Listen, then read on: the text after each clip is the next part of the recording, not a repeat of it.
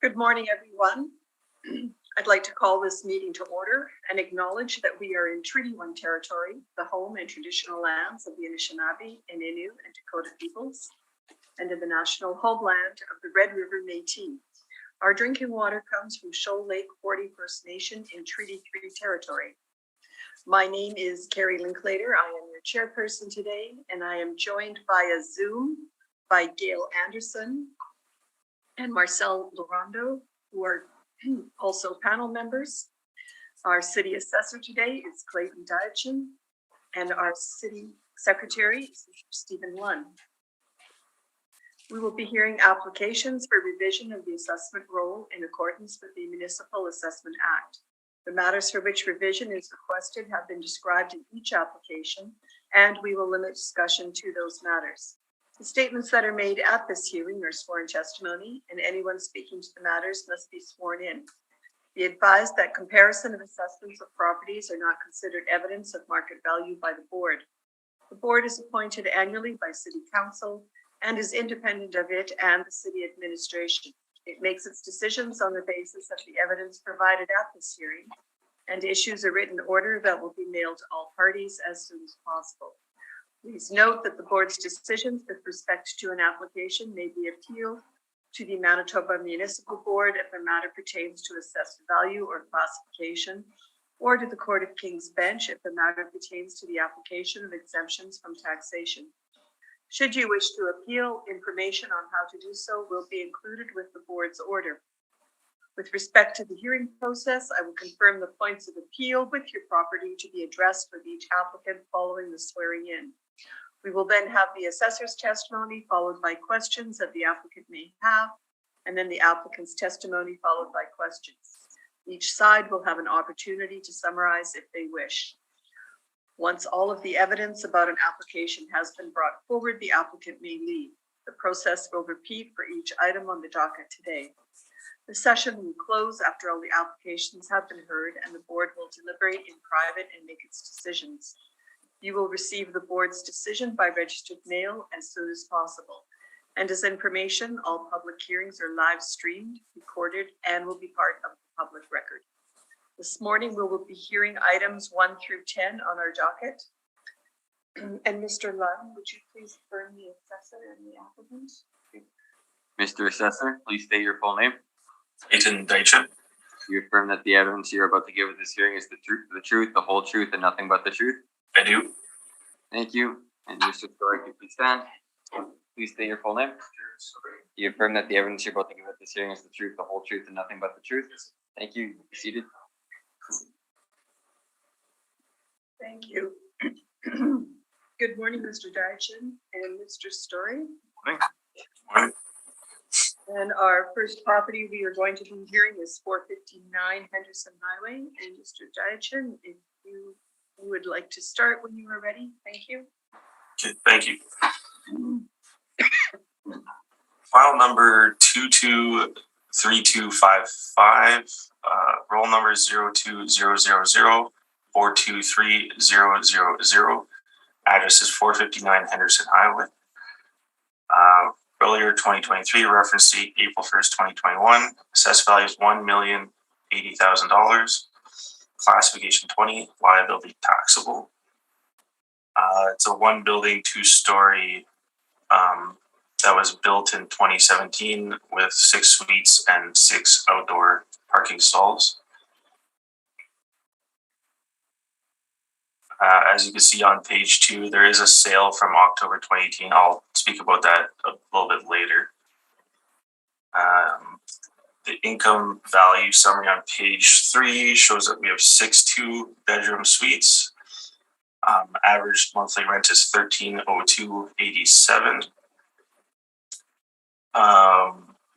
The gross effective income is $90,805, with the expenses being $48,145. We have a net operating income of $42,660 at a cap rate of 3.95%, gives us the value of $1,080,000. Page 4 is the rent comparables.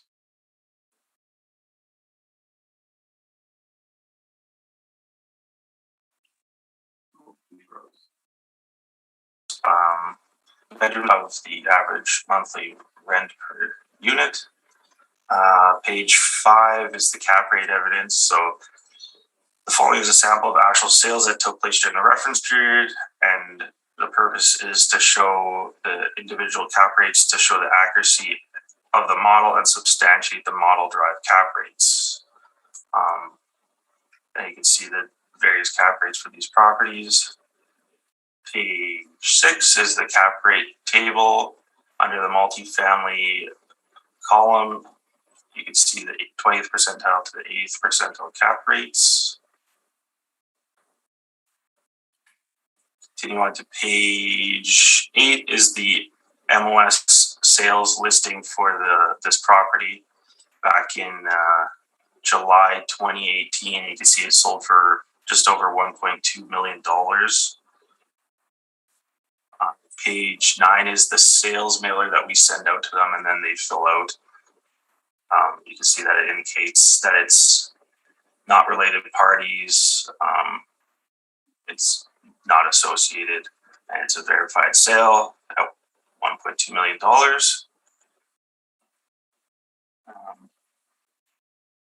Continuing on to page 11, this shows the gross potential suite at 100% occupancy is 100,000. Page 12 is the income and expense mailers. Continuing on, we have a permit on page 16. That was just for some foundation repairs for $60,000 back in 2015. Page 17 is the construct new permits for the property back in 2015 as well. And you can see the total project value is $650,000. Page 18 and on are the pictures of the property. You can see that's nice higher end finishes.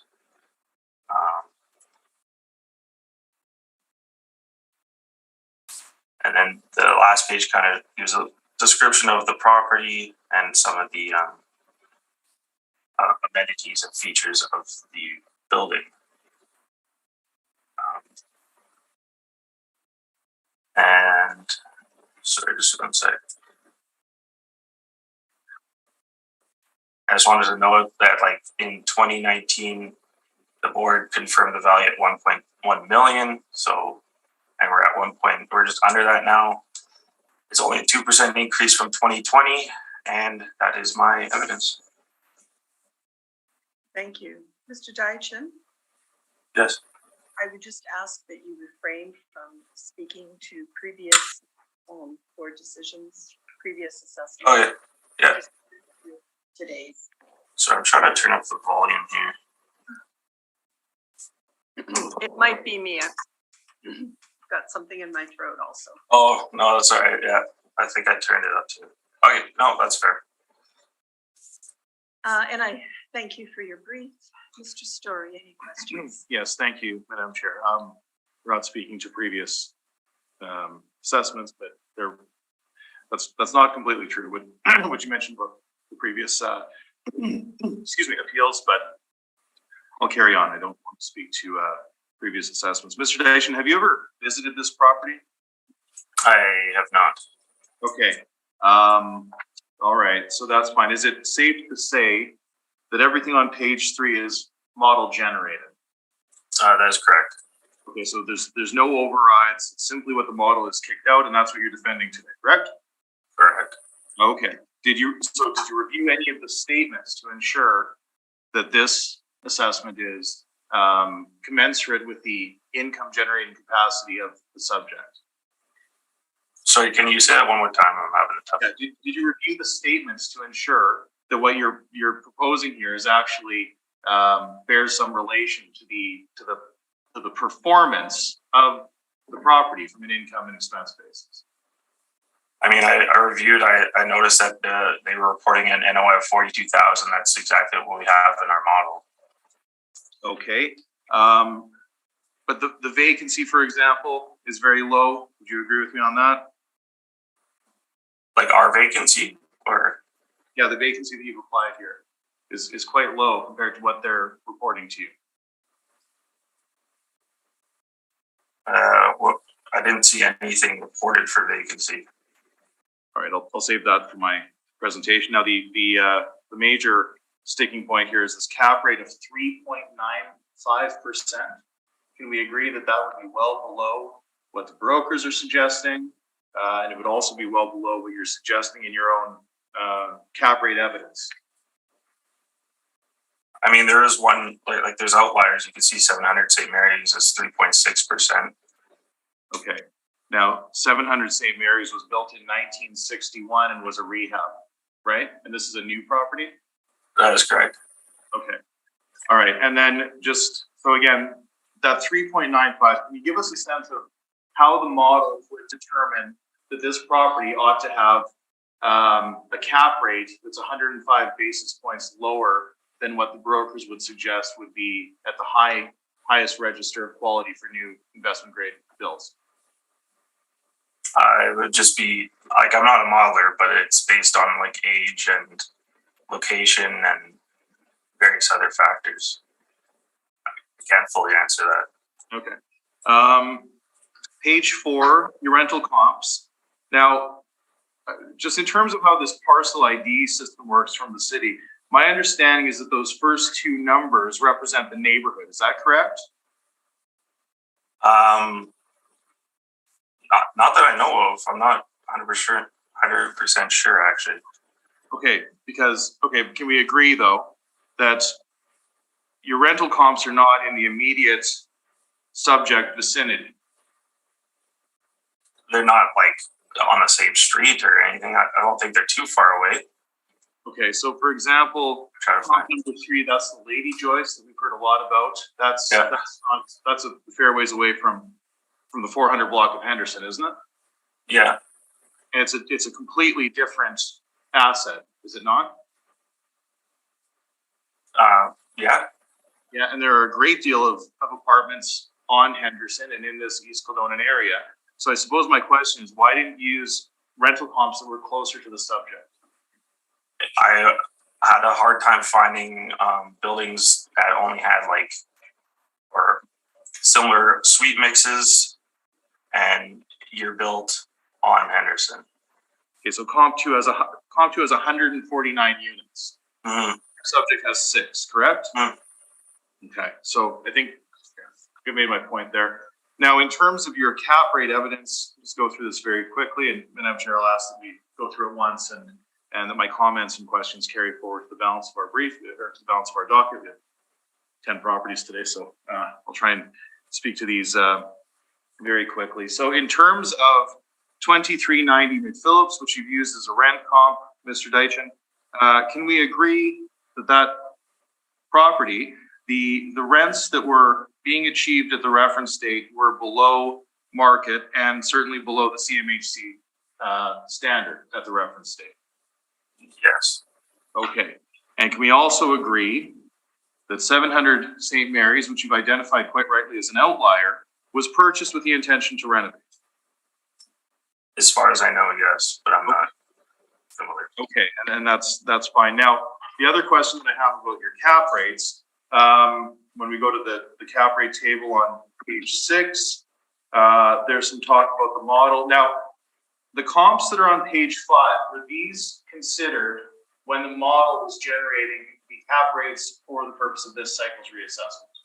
Sorry, I missed that last part. Okay, so the sales that you have here, titled capitalization rate evidence on page 5, were those sales inputted into the model?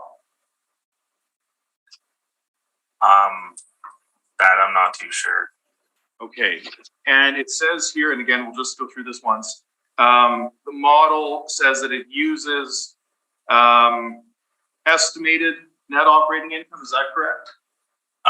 Yeah. Okay, and it uses time adjusted sales, it says. Is that correct? Yep. Okay, can you give us a sense of how or by what metric those sales are time adjusted? Just by like, I'm not 100% sure. And then it says here too that the ATD models satisfy the standards set forth in the standard on ratio studies. Now, is that verified by any outside body, or is that simply the assessment department suggesting that their work satisfies the standards of the IAAO? Has that been verified, I suppose, by an outside organization, or is that an internal assessment? Not that I know of. Okay. Those are my questions on cap rates. Now, you've mentioned the sale, but at the time, well, okay.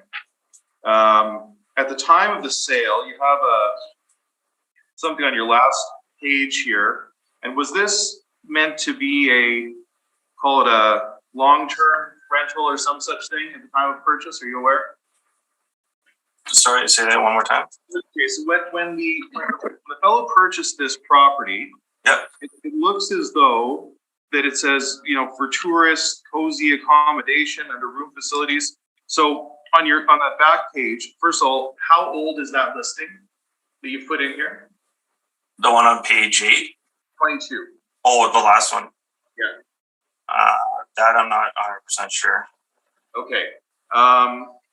All right. Now, the other interesting point here on page 8, it says that it was fully rented and it was a condominium complex at the time of purchase. Is that correct? It's in the notes. On page 8 now? Under, it says remarks. It says building is fully rented to one tenant. Okay, yeah. Okay, and then it says an amazing opportunity to own a fully rented building, and it calls it a condominium complex. Now, that things have changed since then. We agree? Now this property is operating as a market apartment, correct? Yeah. Okay. And I think you suggested that the cost to build was $670,000 or $650 or some such thing. Is that correct? Yeah, around there. Yeah. Okay. I think I'll save the balance of my comments for my presentation. Thank you, Madam Chair. Thank you, Mr. Story. Ms. Anderson, did you have any questions for the assessor? I do not. All my questions were asked and answered. Thank you. Mr. Laurando, questions? Oh, you're muted.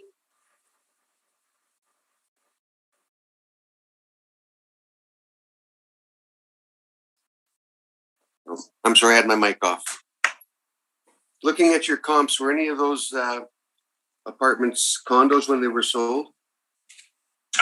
Not that I know of, but I'm not 100% sure. Looking at the sale on page 8, did you derive any kind of cap rate using those numbers? No, I did not.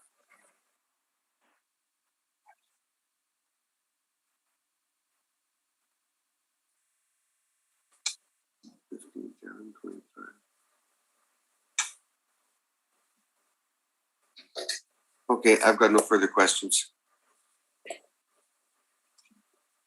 No further questions from me. We're not here. This is all model driven, correct? Correct. So page 4 with your rent comparables. Yep. On the subject, you've got average monthly rental of $1,300. So that is model driven, correct? Correct.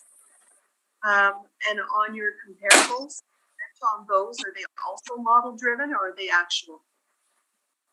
Sorry, I'm having a tough time hearing you again. Oh, sorry. So on your comparables 1 through 4 on the rents, Yep. those also model driven or are you using actuals? Those are the model driven rents. Those are model driven. All right, I thank you. That is all my questions. Mr. Story, if you would like to proceed. Yes, thank you very much, Madam Chair. So as we've established, we're at 459 Henderson. This is a property that was built in 2017. It has a very low suite count at only 6 units, and they are all 2 bedrooms. So we have a map on page 4. You can see that we're between Ottawa and Washington. So that's Chalmers. It's again 2 stories, built in 17, and it is being used as a multifamily residential property. The site size is 6,485 square feet. It's zoned R2. Now, we use the actual income as reported. So I'll move very quickly to my page 8. So everything here is what was reported from the owner, save for the management fee, which we've included based on a 5%, which is not typically in dispute. That's an industry standard. So ultimately, our financial statements support the income as well as the expenses. I note that the vacancy, it looks reasonably high at 10.3 with a bad debt factor of 4.1%. However, I think this is an interesting opportunity to speak to something that we mentioned, and that's the notion of proportionate vacancy. When you have 6 units, maintaining a market vacancy at 3.2% becomes very, very difficult. It's even on turnover, that would be a difficult number to maintain. So when you see a 10% vacancy and we consider that it has 6 units, that makes sense mathematically. So ultimately, we've included everything that has been submitted. We know to be real numbers, nothing is modeled, which leads us to an NOI of 40,890. Now, the assessment is suggesting an NOI of 42,660, so we're a touch below the modeled assessment, but our real argument here, I suppose, is on this cap. So 3.95 is exceptionally low. It is modeled. We don't see any support for that in the assessor's submission. We don't typically see cap rates that are that low in the market. Now, in terms of our cap rate study, I'll go through that very, very quickly with you. And I know you've all heard this before, so I'll try to just sort of hit the high points. We cycle over cycle. Every time there's a new reassessment, we look to a number of factors. We look at the tenant preferences or what is happening in the market from a tenant's perspective. We look at what the brokers are telling us in terms of cap rate compression between the reference date from April 1, 2018 to April 1, 2021. And we look at, we're also starting now to look at what we'll call the development pipeline, because we are seeing a great deal of new product coming on stream. We'll be dealing with a number of older apartments here today, and I'm going to suggest to you that as new product comes on stream, some of that older stock is that accelerates its age and its changes its position in the market to some degree. We consider other factors in terms of our cap rate. We think about building type and construction. Clearly, a property that's a garden style apartment or a wood frame apartment will typically be less economically efficient than a vertical masonry structure. So we do consider that. We consider, again, garden style apartments with more infrastructure, row housing, typically carry a higher degree of risk. Amenities. So properties with a high degree of amenities are typically performing better. That's what we're seeing for in terms of tenant preferences, and that makes sense. That's certainly been accelerated by the pandemic. People are looking for spaces with dens or properties with business areas, workout facilities, dog runs in some cases, and other higher end amenities. Those properties are typically performing at what I'll call the high end of the scale. Our properties today, for the most part, are not do not enjoy those similar amenities. Age, condition, parking ratios, suite mixes, suite sizes, and then of course location and external factors, and a number of other factors. These all come into play when we're determining an appropriate cap rate on a site-specific basis, and whether or not a property should be applied an adjustment from what we call our baseline. We've provided a number of sales. This is on page 6. 2390 McPhillips. This is one that we've all heard a fair bit about. Initially, our position, based on the prospectus put to the market, would indicate a 5% cap rate. So that's a quite new building. It's built in 2015. It's grocery anchored. It's anchored, grocery shadow anchored, I should say. It's also shadow anchored by a large hospital. So it's desirable in that market. And based on the prospectus, initially our position was 5%.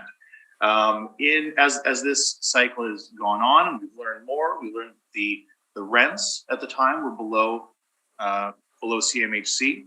And we also learned that those rents were increased after acquisition by a national, what we call an institutional investor. So when we've adjusted the rents simply to CMHC, not to what the actual asking rents will become going forward, the cap rate becomes much higher at 5.56. We've not changed our baseline cap rates, but it is interesting that's a property that we'll talk a fair bit about. And in the discovery period, we did note that those rents were below CMHC, certainly below market, and were increased after acquisition, which mathematically has the effect of adjusting that cap rate up to 5.59%. 555 Corridon, 677 Maryland. I don't believe that we have I think we're pretty close with the assessor. They've included our sales here in their cap rate study outside of the model, as well as 210 St. Mary's and 512 Balmoral. So ultimately, when reviewing tenant preferences and market behavior, when looking at what the brokers are telling us in terms of compression cycle over cycle, looking to the development pipeline and the new product coming on stream, we have determined our baseline cap rates. Those are available for you on page 7 of the Altus Cap Study. And we are effectively suggesting the cap rates range this cycle between 5.25 and 6.6 on the high end without adjustment. Now, 6.6, that's for properties built before 1946. So that would encompass some of the older stock, for example, in the downtown or adjacent areas, West Broadway, you might see properties from 1911, and those might be on the higher end. But the properties that are new, in good condition, in good locations, would typically be applied a cap rate of 5.25%.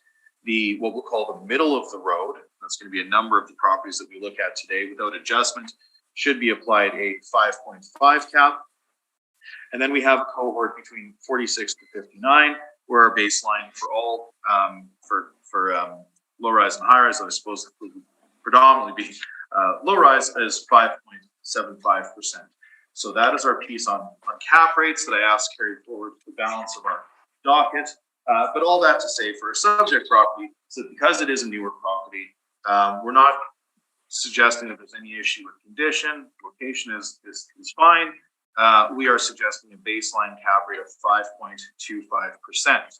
3.95 is clearly too low and not supported by the market. So with all that being said, when we take our NOI, 40,890, with a capitalization rate of 5.25, we come to an indicated 2023 market value of 778,857, which we then round to 779, which equates to $130,000 per door. And again, this is commensurate with the actual, with the performance of the property, regardless of the sale, regardless of the permit. If you're looking at this property based solely on its economic performance as of the reference date, 779 is fully supportive. So that is my presentation on 459 Henderson. I'm happy to field your questions. Sorry, Mr. Diachin, did you have questions of the applicant?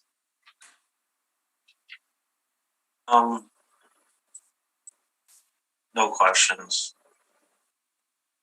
Thank you. Mr. Miranda, questions of the applicant? Jared, is there a problem with vacancy on this property? What's happening there? Yeah, so if you look at again, 10% of the 6-unit property is not, it's not out of this world, so to speak, but he did note, I should have mentioned this, I think the assessor has it in, let me just see, on one of the INEs. This is for the 2020 INE.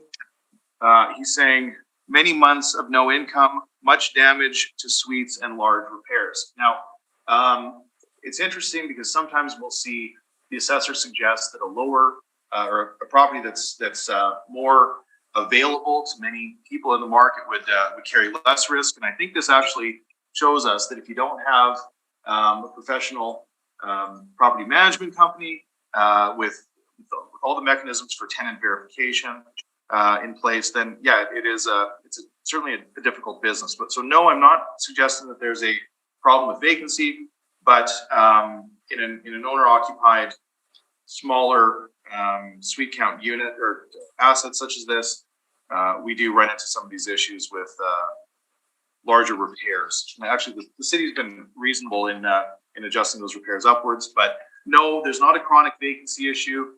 But with 6 suites, the proportionate vacancy will be higher than market. But like you just stated, the city did take into account the repairs that were required. They took into account repairs. Yes, that's correct. And frankly, they actually had an expense ratio higher than yours.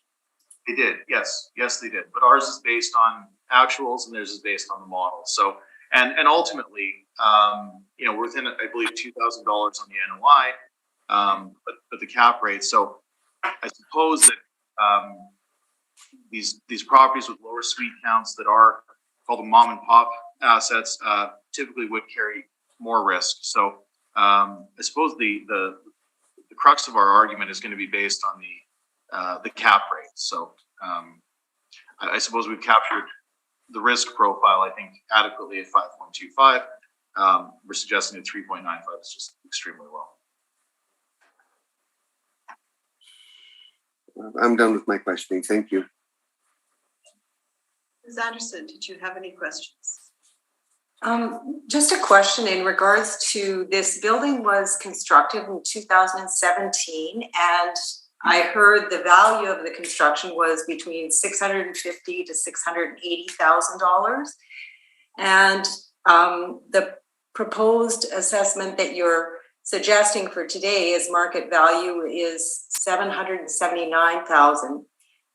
That's correct. Not much of an increase over construction costs. So I'm just wondering, in the marketplace, do you think $780,000 is a reasonable price for that property today compared to what it cost to build in 2017? Yeah, absolutely. So based on its actual economic performance, $130,000 per suite makes sense. I understand that construction cost should not be directly equated to value. I suppose sometimes we can use it to support value, but I've heard it said, and I agree, that construction costs should represent the higher or the highest end of value. Now, that doesn't mean that you can't directly equate construction costs with market value, because that would remove risk from real estate investing. So regardless of what it costs to build it, we know what it's able to generate.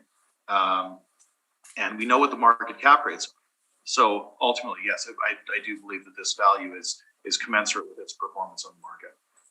And I appreciate the question. It's an interesting one. But when we look at the actual income producing capability of this property, I think that our value is very, very solid. Thank you. That's all my questions. Thank you. Mr. Story, did you inspect this property? I've not inspected it internally. I've been past it a number of times. We handled it when it came on the roll. Well aware of the area, but we've seen the interior marketing photos. They appeared, and I've spoken with the owner, so I have a pretty good sense of this property. There's no issues with the condition internally. So I suppose I'll say I've done a desktop review and I've driven by it, but I have not physically been inside the building, but I'm well aware of it. Yeah. My next question is a bit more out of curiosity. Was this building purchased to be run as an Airbnb? Yeah, that's a good question. I'm not sure, because when it came into our under our purview, it was an apartment. So and going through the historical internet listings, it looks as though it was more of a long-term rental or short-term rental. But when it came into our lives, it was an apartment. so we've treated it as such. So I'm not sure. It would appear based on the realtor's statements here that it was leased to one person. Now things have changed. So now it's being rented out to, six multiple tenants. So it is operating as a very small apartment. Can you speak to that sale? No, I know that it looks like he says he paid $1.2 million for it, and that's fine. That's it. Sometimes in real estate investing, the numbers don't necessarily work out. We know what he's receiving for rents, and we know what market cap rates are. So, so I suppose that's all I can say about that. All right. Just one last question. You spoke about the vacancy being at 10%. As reported, yeah. Yeah. You know the length of that time it was vacant? Well, this would be, it's a good question. No, I don't know, but I do know that ultimately this is an annual statement. So the vacancy annualized, the bad debt, it's 10.3% is the annualized vacancy. And the annualized bad debt as a factor of market rent is 4.1%, which is also fairly high, quite frankly. But those are some of the risks with a mom and pop operation. You do have higher turnover, and collection loss becomes more of a factor as you don't have the machinations that a large property manager would have in verification collection. I got a question after that statement. Yes, go ahead, Mr. Yolanda. Jared, you said mom and pops. Are you saying that this group of investors are mom and pops, the Marion Holdings? It is, it's a fellow and his kids. It's they're independent. It's not a institutional investor. They're individuals. Yep.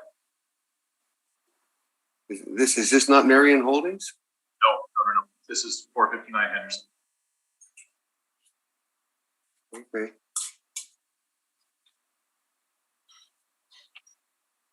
Very good.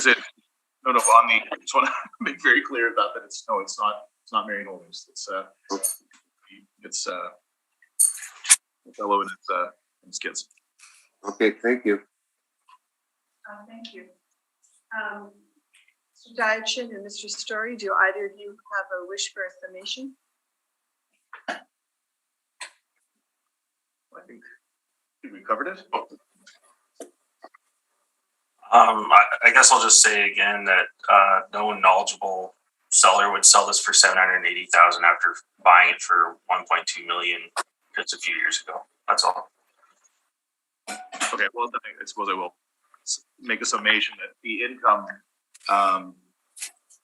the value that we're proposing today is commensurate with the actual performance of the property using realistic market cap rates. We're not seeing 3.95 cap rates in the market, and I don't think any realistic investor would suggest that this property fall far outside the lower end of what the brokers and what the city themselves are saying is the rate for high-end investment grade properties. So, thank you. I thank you both. And with that, we will move on to our next property at 1183 Henderson Highway. And I understand we have a preliminary issue on this property to deal with, non-co-op. Correct, Mr. Diachin? Yeah, correct. Okay. So if you would like to speak to this, please. Do you want me just to read it all in the same, or? Yes, you can read in the roll number, but we're going to deal with the non-co-op first, not quantum. Okay. File number 2218 or 1824. Roll number 040000085500. Address is 1183 Henderson Highway. And yeah, we're asking for a non-co-op on this property. And you can proceed with your evidence in regards to that. You gotta proceed with your evidence. Oh, okay.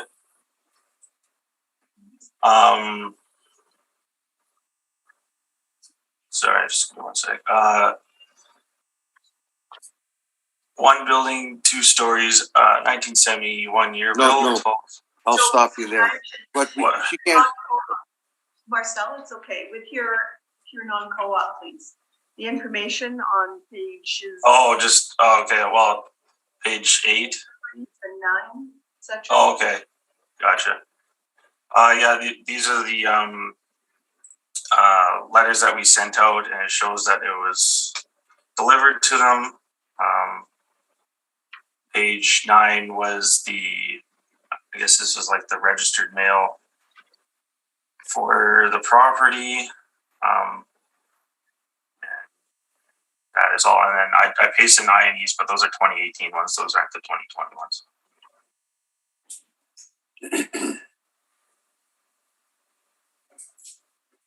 Do you have anything else to add? No, that's all I think. Okay, thank you. Mr. Story, did you have any questions? I do, just a few, Madam Chair. Mr. Deitchen, who received this request that was sent by the city? I'm not too sure. I'm assuming the owner. Okay, but there's no signature, correct? Not that I could see. I guess they didn't sign it. And what address was this sent to? Whatever address we have in the system, same address that all the tax bills and everything else gets sent to. Okay, so just very clearly, if you've ever picked up a slip from the post office, they make you sign for it before they release it, do they not? I believe so, yeah. And just to be very clear, there's no signature here, so there's no way for you to confirm that that your delivery, that your burden to deliver this to the owner was satisfied. Is that fair? That's fair. We send out 2 different ones, so I don't know. Right, and I noticed that this is going to be the same owner as Springfield that we'll deal with later. But this is multiple properties. Did you look through some of their other properties to determine whether or not perhaps they were submitted together, or do you have any sense of that? No, I looked at this address and there was no INE for 2020. Okay, can we agree that in the past, this owner has been diligent in submitting their INEs? I pasted in the 2018 one. I didn't see a 2019 one. Okay, but I'm just looking at your submission here. It does show 19, 18, 17, 16, 15, 14, correct? Near the top. It shows that they didn't submit 19 or 20. Okay, I see response received May 3, 2019. Is that? That's for 2018. Okay. No, I think those are my questions. Thank you, Madam Chair. Thank you. Ms. Anderson, any questions? So the letter that was sent out to the property, you haven't included a copy of the letter with the address in your materials? This is all I could find that's in our system, so no, I don't have anything else. Okay. Okay, thank you. I could double check, but I didn't see anything else. Yes, please.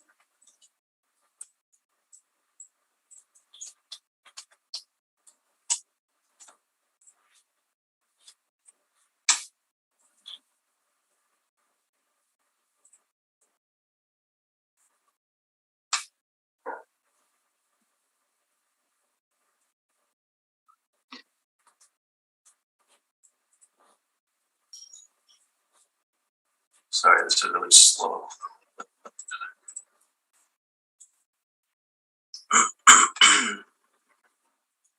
Yeah, the 2 that we have on here don't have any addresses on here for whatever reason.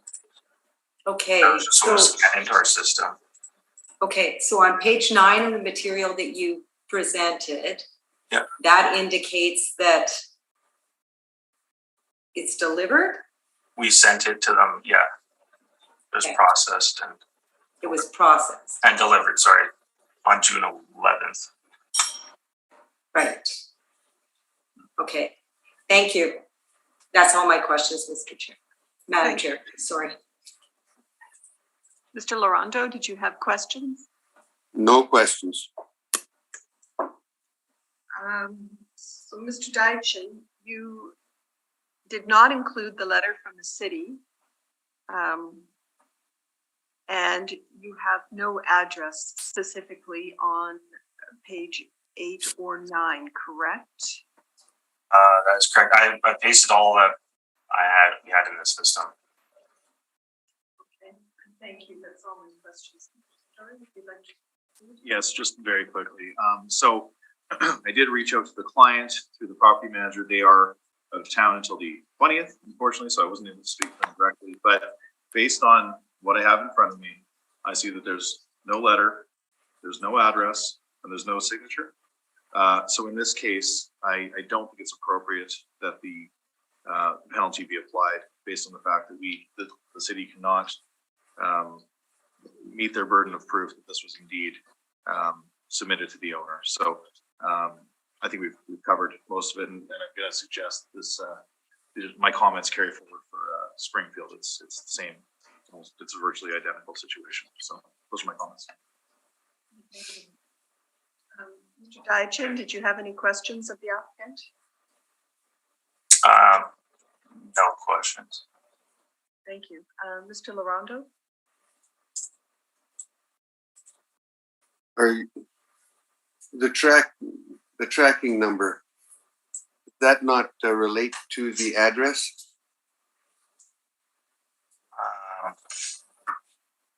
It could. Are you saying like if I looked up that tracking number? Sorry, I think this question is to. Oh, sorry. Yeah. Jared?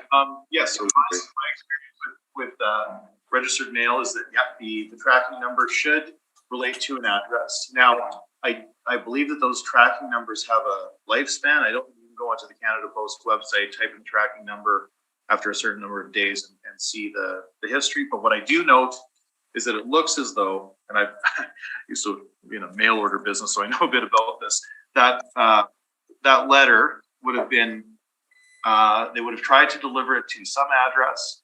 There would have been no signature to be had there. They typically leave a hanger on your doorknob, and it looks like it was delivered to the North Kildonan Post Office. But in order for that parcel to be released, you have to go in physically and sign for it. There should be a signature here, and you'll see when somebody has indeed gone to pick up their parcel, you sign a little digital screen, and your signature will end up here on the assessors in their information. I see no signature here, so I certainly can't confirm that this has been delivered. So, but yes, you're correct, Mr. Chair. The tracking number when the mail is initially sent out would be related to a civic address. That is correct. And the applicant has not done it in 2019, 2020. It seems to be a popular thing with COVID for some reason. He had 13 he hadn't done either. Yeah, I'm not sure. So this is a newer client for us, a new client for us, frankly. And I looked through here, and I don't see a long history of non-compliance. Something that I do see sometimes is that an owner who submits multiple statements for a number of properties, sometimes they won't show up in the this is into the back end of the city's site. There's something called My Properties, and sometimes they'll all be entered under one address. But I don't know. I'm just dealing with these two today, and I don't have their notices to verify. But it doesn't look like they have a long history of non-compliance, and I don't see any. That's a very good point that the panel member made. There's no letter here, so I don't know. And if they were not compliant, I'd happily say that's fine. But in this case, I don't think that's appropriate. Okay, thank you. Ms. Anderson, any questions to the applicant? She did it. No, I did already. Thank you. Thank you. And I also have no questions. We will just take a 5-minute recess to discuss this. Thank you. I would like to call this meeting back to order. Donut. And the panel has discussed the non-co-op and we've decided to deny it. So, Mr. Diachin, that means that you will be going first with your brief.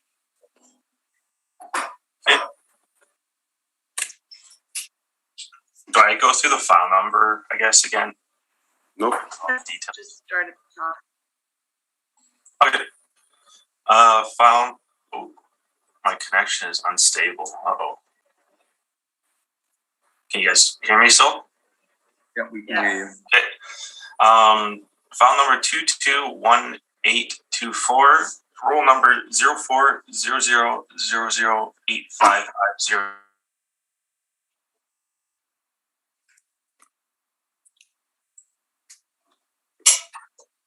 I lost you, Dutch. 00. Item says $11, class code. Sorry? Mr. Diachin, we lost you when you were talking value. Uh-oh. Can you hear me now? Yes? Okay, I don't know. Something's with my internet, I think, here. Assessed value is at $1,246,000. Class code 20, liability taxable. It's one building, 2 stories high, built in 1971, 12 suites, 12 outdoor parking stalls. Continuing on to the income value summary, we have 6 1-bedrooms, 6 2-bedrooms, gives us 12 suites at an average monthly rent per unit of $887.87. The gross effective income is $123,762, with expenses $62,723. Gives us the net operating income of $61,039. Cap rate's at 4.9%. Gives us a value of $1,246,000. Page 4 is the rent comparables. So I tried to keep it with 1 and 2 bedrooms mostly. You can see it falls way below the range of average monthly rent per unit. Page 5 is the cap rate evidence once again. Shows our cap rates that support our model. Page 6 is the cap rate table that shows our model cap rates. Skipping over those. Seeing as 2018 is the only thing we have to go on. Here's the income and expense mailer. Even in 2018, if you remove the bank interest, we're around like 59,000 NOI. We're at 61,000 NOI in 2023, so it's relatively close. And then the last page is a couple pictures of the property. There's no interior pictures, unfortunately. And that is my evidence. Thank you. Questions?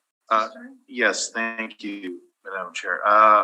Okay, very quickly, Mr. Diachin, would you agree with me that the city vacancy for apartments at the reference date is 3.8%? Is that correct? Sorry, say that one more time. CMHC vacancy at the reference date without consideration of collection loss is 3.8%, correct? On average. Yeah, I'm not 100% sure. Okay, that's fine. And can we agree then that, as we just to call back to our previous file, that properties with lower suite counts may experience higher proportion of vacancy? Is that a fair comment? Potentially. Okay. In terms of the expenses, the model is suggesting 62,723, and in 2018, they are reporting 61,777. Would you agree with me that expenses borne by owners from 2018 to 2021 have increased more than this marginal change that you've suggested here. The model is suggested. Is that fair? Not that I know of. I haven't seen any reports regarding that. Okay, well, just from your knowledge though, insurance costs have gone up. Is that fair? Yeah. I mean, Utilities have gone up from 18 to 21. Is that fair? Sorry. Utilities, property taxes, all the, is it fair to say that those have typically gone up? As a general. Yeah, those values do go up. Okay, fair enough. And then the cap rate again is model, is that correct? Correct. Okay, and we've included, or you've included the brokers here, and they're suggesting that, well, the only ones who talk about low rise A or low rise B is CBRE, and they're suggesting that a low rise B, which I'm going to suggest to you this is, should fall between 5.5 and 6%. Is that correct? It's in your evidence, page 6. Yeah, under that one. Yeah. Okay. And if it's a low rise A, for example, it would be 5.25 to 5.75 according to CBRE, correct? That's what it says, yep. Okay, and so we can agree, just at least mathematically, that the cap rate that the model is assigned to this property is lower than all of those figures that I've just mentioned for low rise A or low rise B, correct? You'd be correct. Okay, those are my questions, Madam Chair. Thank you. Ms. Anderson, question? With regards to your presentation, I noted in your documents that there was a sale in August 2012 with a sworn value of $500,000 for the sale. Just wondering if there was any building permits or anything after that sale that you have on file? I didn't find any permits on this property, unfortunately. Okay. Thank you. Those are all my questions. Mr. Larondo, questions? No questions, Madam Chair. Mr. Dychin, just to confirm, everything is model driven? Correct. Okay. I thank you. Mr. Story, if you'd like to proceed. Yes, thank you very much. Okay, so this property, this is a sort of a classic Winnipeg apartment. It's 2 stories, it's masonry. It's built in 1971, and it's in Rossmere, so we consider this River East. Again, of course, it's being used as a multifamily. Gross floor area is 10,800 square feet, and it has 6 one-bedroom suites and 6 two-bedroom suites. There are 8 outdoor parking stalls. So we've applied our base cap rate here. This is a typical sort of middle grade, we'll call it, property in the city of Winnipeg. We've also sort of these types of apartments. They're quite common. In terms of our issues here, we don't disagree with the rent. We've applied the city's rent. We think it's appropriate. It's about $888 per door per month. That seems fine. Vacancy, we have a slight discrepancy. We're using 4.2%. The city is using 3.2%. And in terms of expenses, so because we don't have fulsome 3-year stable or 3 years of statements that we can stabilize, we have looked to 2018. I think we've been very conservative in adjusting the total expenses to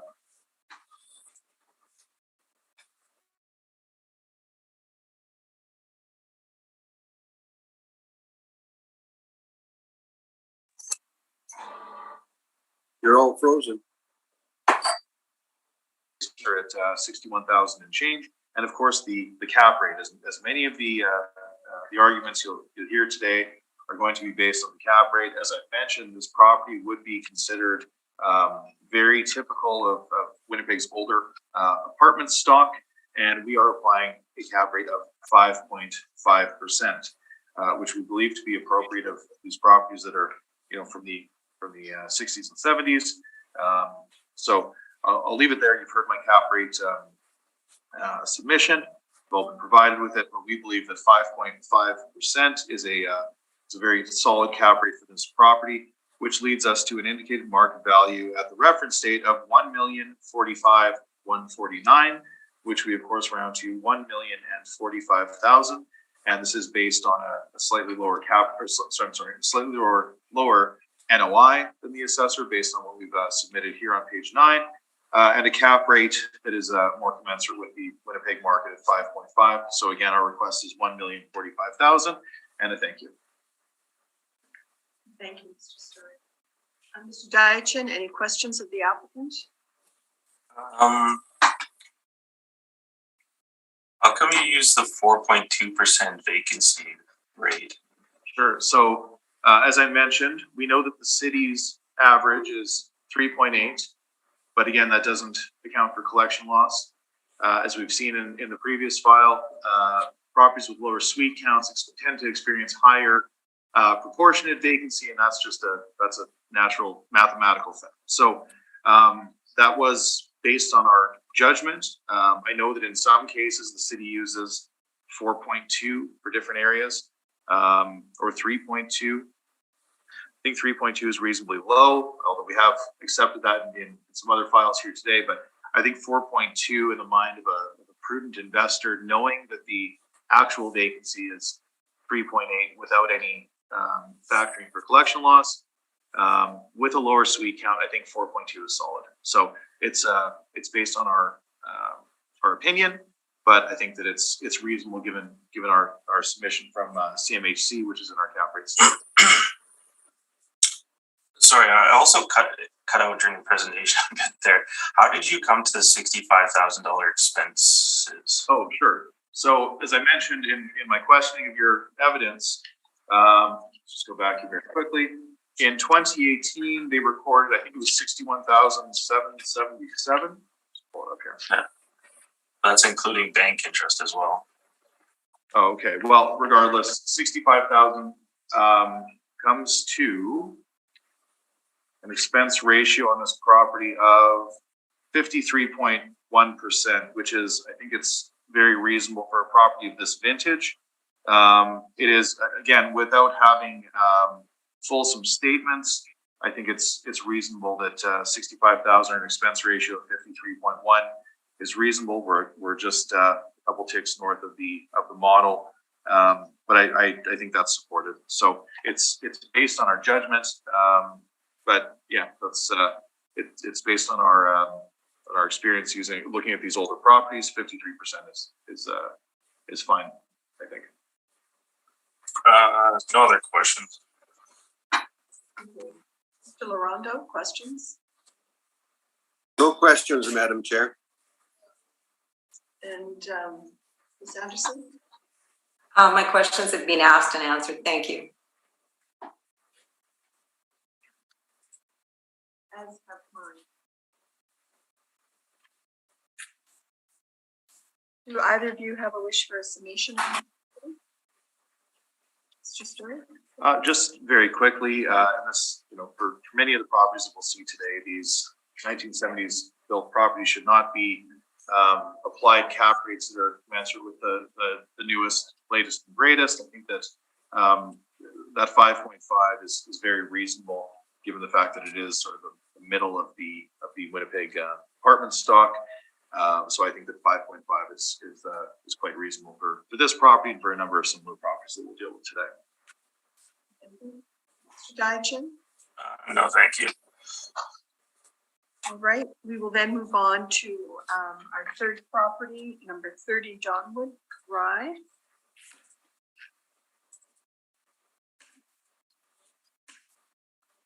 Mr. Diachin, whenever you are ready.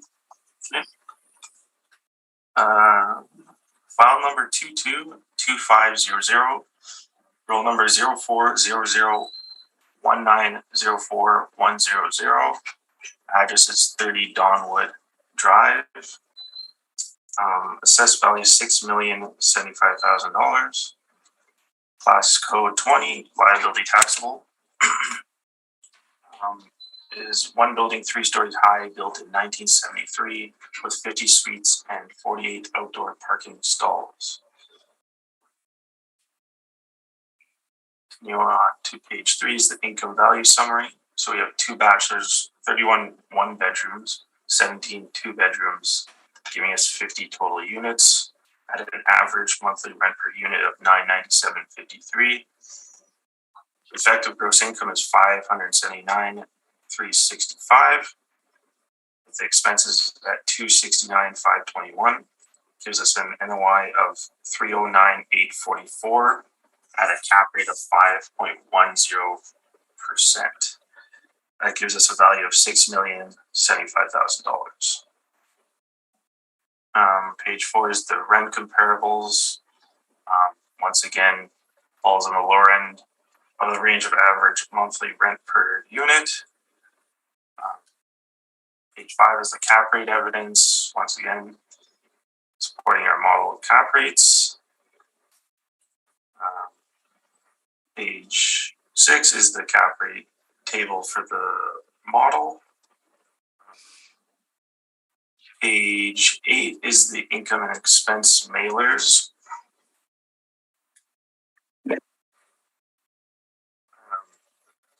Page 11 is a permit from 2011. It's just kind of some HVAC work just to show that they've been doing a little bit. Page 12 is a 2010 permit that's interior alterations to 48 existing suites. And it includes kitchen cabinets, flooring, plumbing, lighting, painting. Exterior alterations include partial roof replacement, new windows, masonry work, and exterior parking work. And that was valued at $1.1 million, if I could read that correctly. Page 13 is the pictures of the property and the description, as it says, newly renovated and located in the heart of North Kildonan, so it's also in a good neighborhood.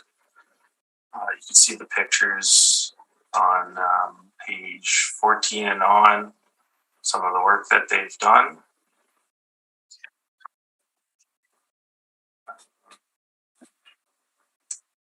Sorry, just give me 1 second. And that is my evidence. Oh, sorry, I just wanted to mention that there is no effective age on this property, and that could be something that we need to look at in the future, and that is my evidence. Questions, Mr. Story? Yes, just a few.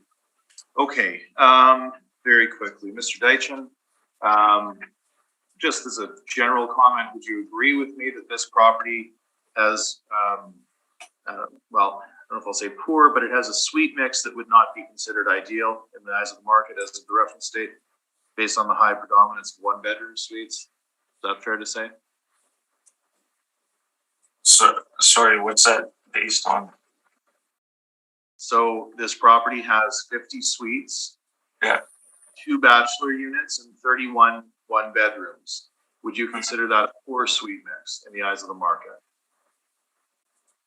I can't say one way or the other, to be honest. Okay, but in terms of, let's call it the durability of income or the potential for income appreciation, just as a general rule, 2-bedroom units rent for more than bachelors and 1-bedrooms.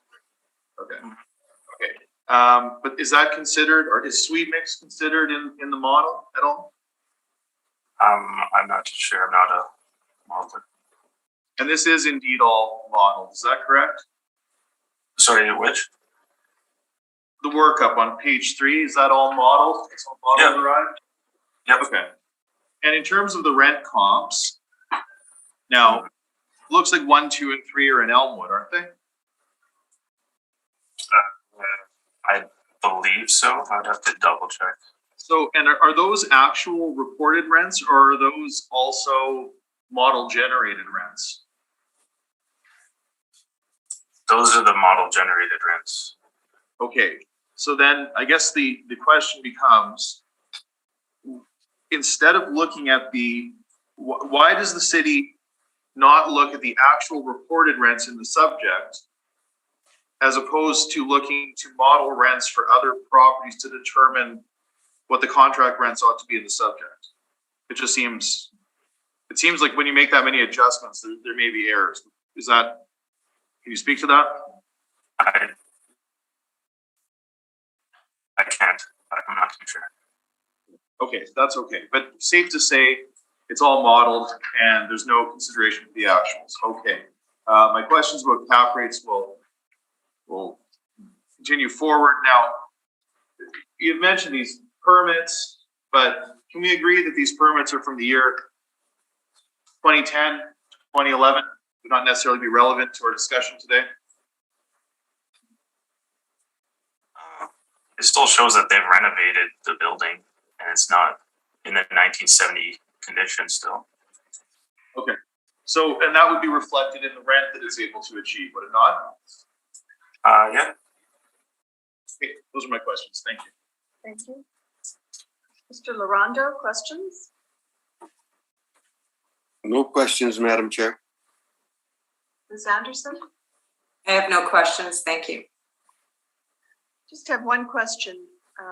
Mr. Dychin, the pictures that you are showing on pages 14 through to, oh gosh, 18, I guess. Are those current?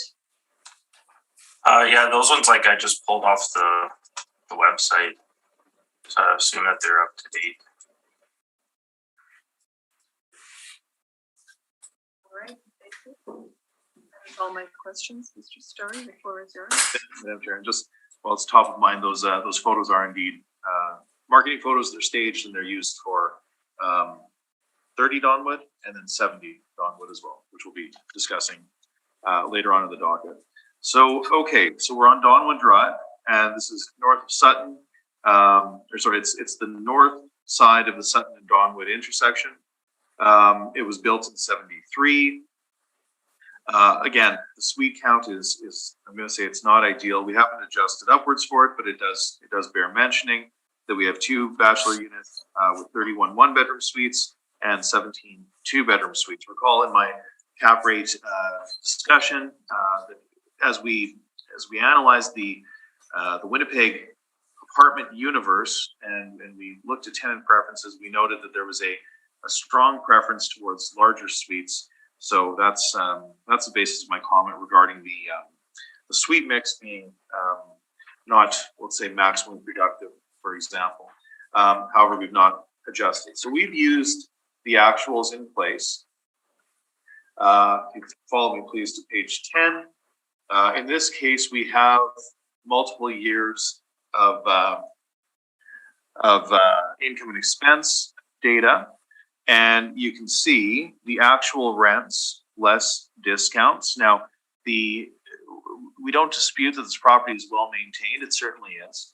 And they are permitted to charge a rent above what they are charging, and that's captured in the discounts. But we have to recognize that the market factors indicate that the market will only bear what the market will bear. So they're only able to charge what's being reported here at the potential market gross rents. So that's line 3. We've used the most current income. You see that there is some income appreciation year over year, and the potential gross market rents are 563,217. Those are actuals. Now that's where we start to see the gap between the model and the actual performance. We can see that the vacancy has ranged from 2017 to 2020 from 2.9 to 6.2%. The average of those years between 2018 and 2020 is 3.9%. But we also see that bad debt or collection loss ranges anywhere from 0.4% to 3.3% over the same period, with an average between 18 and 20 of 1.2%. So based on what we're seeing here with good data, we've applied 4.2%. So in cases where we don't have perfect data from cycle over cycle, we do see that 4.2% is indeed supported both by market performance and actually by CMHC suggesting 3.8. So I've made that comment, and this is illustrated here with the actuals. Now we note that the owner picks up some some income by way of laundry, parking, and what they call miscellaneous. So that does bring us a little closer to the model. The model is suggesting 579. We're showing just a touch under 569. We then go on to stabilize 3 years of expenses. Now, effectively, this is what we've done for every property on our docket today, where we have fulsome statements. We take the, well, in some cases, so for insurance, for example, we'll take the most current year. For utilities, we'll take the most current year. And for realty taxes, we will take the most current year. In terms of other items such as cable and waste and snow and security, we will stabilize those into a typical year. And that's indicated on our remarks column, how we have stabilized those items. In terms of R&M, we break out the capital expenditures. And in this case, the actual R&M per door is $950. So all of that to say that the total expenses when stabilized at the reference date come to $268,887, which equates to 47.3 when compared, excuse me, to the reported EGI, giving us an NOI of $300,100. So we're about about $9,000 lower than the model. And again, this is a property that is it's early 70s. It's maintained, but it's the vintage falls within that cohortship where we would apply the 5.5%, which we think is very reasonable. So ultimately, our value then becomes $5,456,372. Of course, we then round that to $5,456,000. On the next page, I don't know if you want me to go into this in great detail, but this is our R&M breakout. This is page 11, and you can see we have all of the repair and maintenance schedule from 16 through 2020. We take our 5-year average, we back out the capital expenditure as well as waste and snow, and we come to an R&M per door of $950.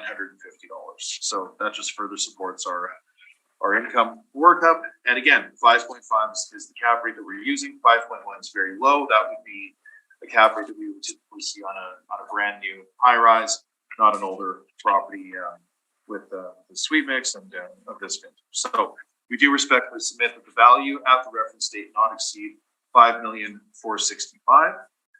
And that is my presentation. And I thank you. Mr. Deitch, any questions to the applicant? No questions. Thank you. Mr. Larondo? No questions. Ms. Anderson? No, I have no questions. Thank you. Just on page, I believe, 12. Yes. Just your last sentence, I think you're asking for 456. I'm assuming that's Oh. a typo. No, 5,465,000. Oh, I'm sorry. Yeah, correct. The 516 Okay. are I just wanted to clarify. yeah, that. no, it's the, so let me just make doubly sure. I want to make sure that we're. Oh, no, you know what? That's the correct one. So it would be based on this workup. So it's 5,456,000. So yes, page 2 is incorrect and page 12 is correct. My apologies. Thank you. Just one question regarding page 10. Yes, At the top, under income, you've got discounts. yes. Is that incentives? No, so incentives are different from rental discounts. Rental discounts are situations where so this property is, because of its age, it is under the rental tenancies branch rent ceiling, Right. right? Okay. So they are permitted to charge a higher rent, but the market will not bear that rent. So in order for them to maintain that ability to charge the higher rent, they have to discount it from the actual. So the actual rents are what they're actually achieving. The discount is the delta between what they're permitted to charge and what the market will ultimately bear. Okay. Do either of you have a wish for a summation on this property? No, thank you. No, I just think that the actuals are a better indicator of how we ought to deal with this property. And I think that 5.5% does make a lot of sense given what we know about the market, what we're discussing today. I think that's very solid, and I do ask that be applied here. Thank you. We will move on now to our next property at 70 Donwood Drive. Mr. Dyachin, I understand you have a recommendation on this property. Yep, just give me 1 second, I'm pulling this.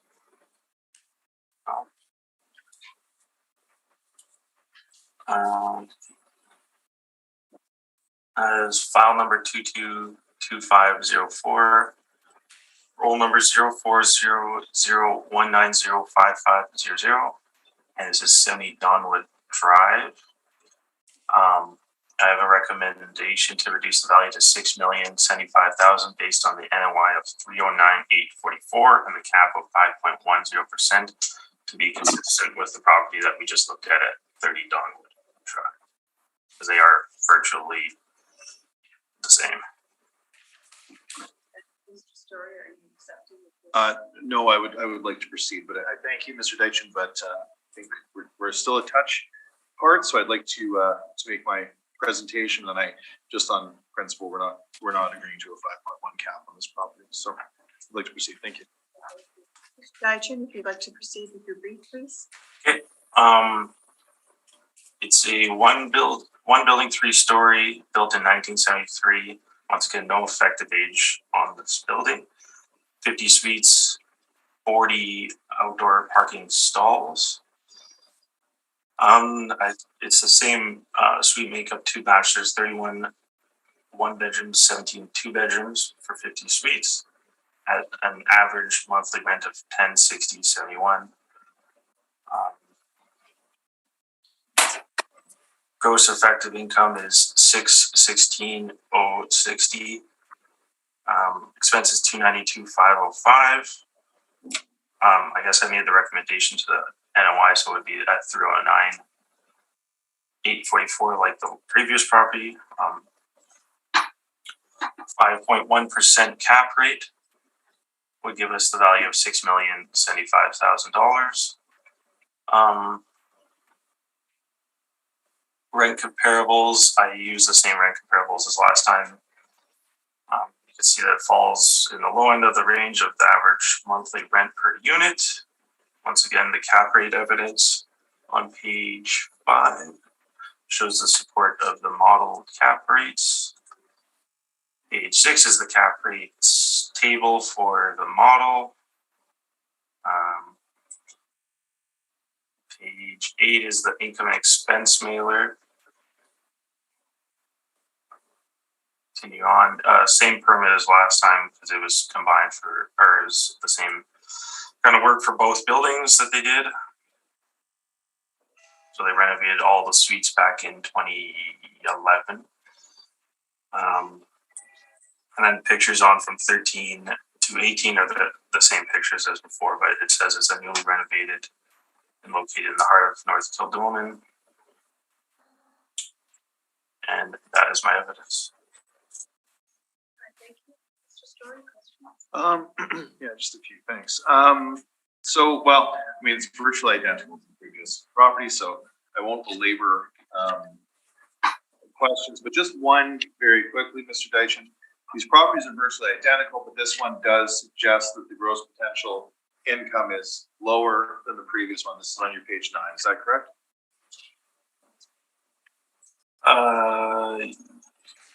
Yes, I believe so. Madam Chair, those will be my questions for this one. It's virtually identical to the previous file, so no need to reiterate. All else ask that those questions and comments carry forward. Thank you. Mr. Miranda, questions? No questions, Madam Chair. Ms. Anderson, questions? Just in regards to the recommendation that you've made, what did you say your NOI was on the recommendation?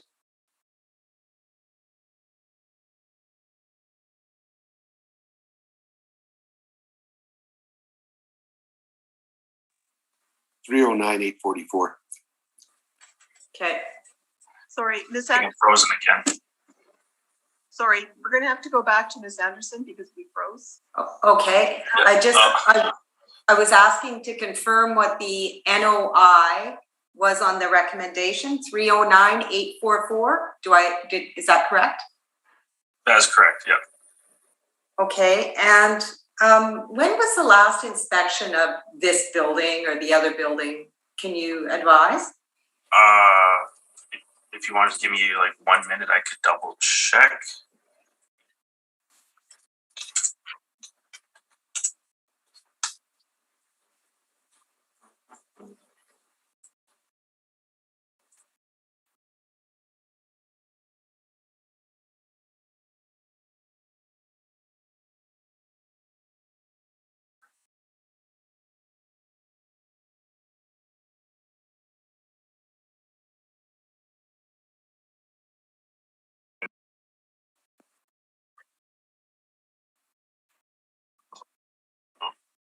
I think I'm.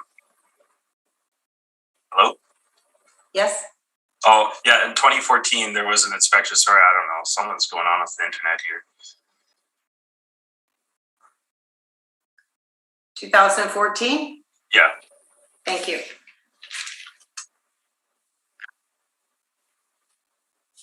Those are all my questions, Madam Chair. I think. Thank you.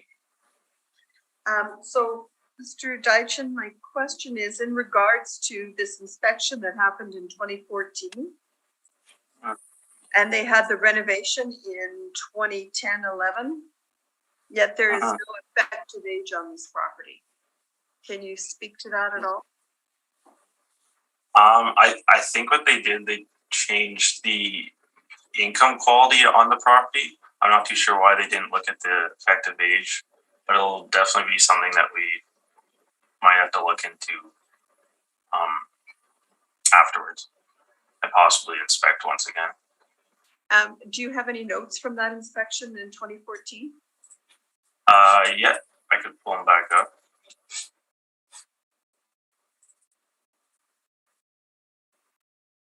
Yeah, I got them here. And what do they say? I mean, anything relevant in terms of the condition of the building? Like it just says inspected, the buildings are in good condition, the renovations are average, there's pictures, kind of states the rents that were provided at the time. Yeah, that's pretty much the main. It says the renovations were completed in March 2011, so yeah. All right, thank you. That is all my questions, Mr. Story. Okay, thank you very much. So 70 Donwood, so very quickly, this is let's call it the sister property to 30 Donwood. Same area, same suite mix, same vintage, 1973. Now I do note that it does perform slightly differently than the previous property that we looked at. And so we have, again, I won't go through this in great detail, but once we have our income workup on page 10, you can see that the vacancy in this one is slightly lower and the collection loss on this roll is actually slightly lower.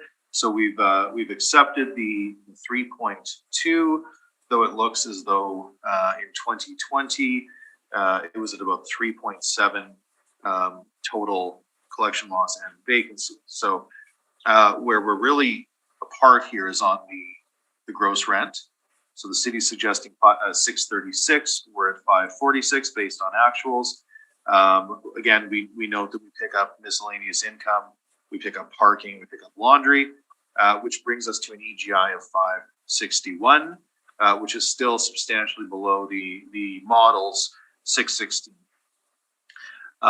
Same exercise has been completed with the income and expenses. Those are all there for you on page 10. The expenses round to 42.5% once they're stabilized. And actually the NOI that we're coming to, 322,395, is actually just a touch below the model generated NOI, and that's based on, I guess, the city using a higher expense ratio of 47.5. Now, where we have our dispute on, again, reiterate on many of these problems, or many of these properties, the problem is the cap rate, so we're suggesting 5.5. And when we take our actual NOI that's been stabilized as reported, we come to 322,395. Excuse me. And when we capitalize that at 5.5%, we come to an indicated market value of 5,861,721, which we of course round to 5,862. Again, the R&M breakout is provided on page 11. It is slightly lower than previous. These are the actual numbers, it's $701 a door. The balance of the brief are just the income and expense that's been provided by the owner. And you can see, if you like to go through it, you can see the red lines indicate which of these line items are related to the corresponding entries on the R&M breakout, which then informs our stabilized income workup. So with all that being said, the property is very similar, obviously, to the previous one. We're suggesting 5.5 caps on both, and based on the actual income and expenses submitted, we are suggesting that 70 Dawn would not exceed 5,862,000. Thank you. Thank you. Diachin, did you have questions of the applicant?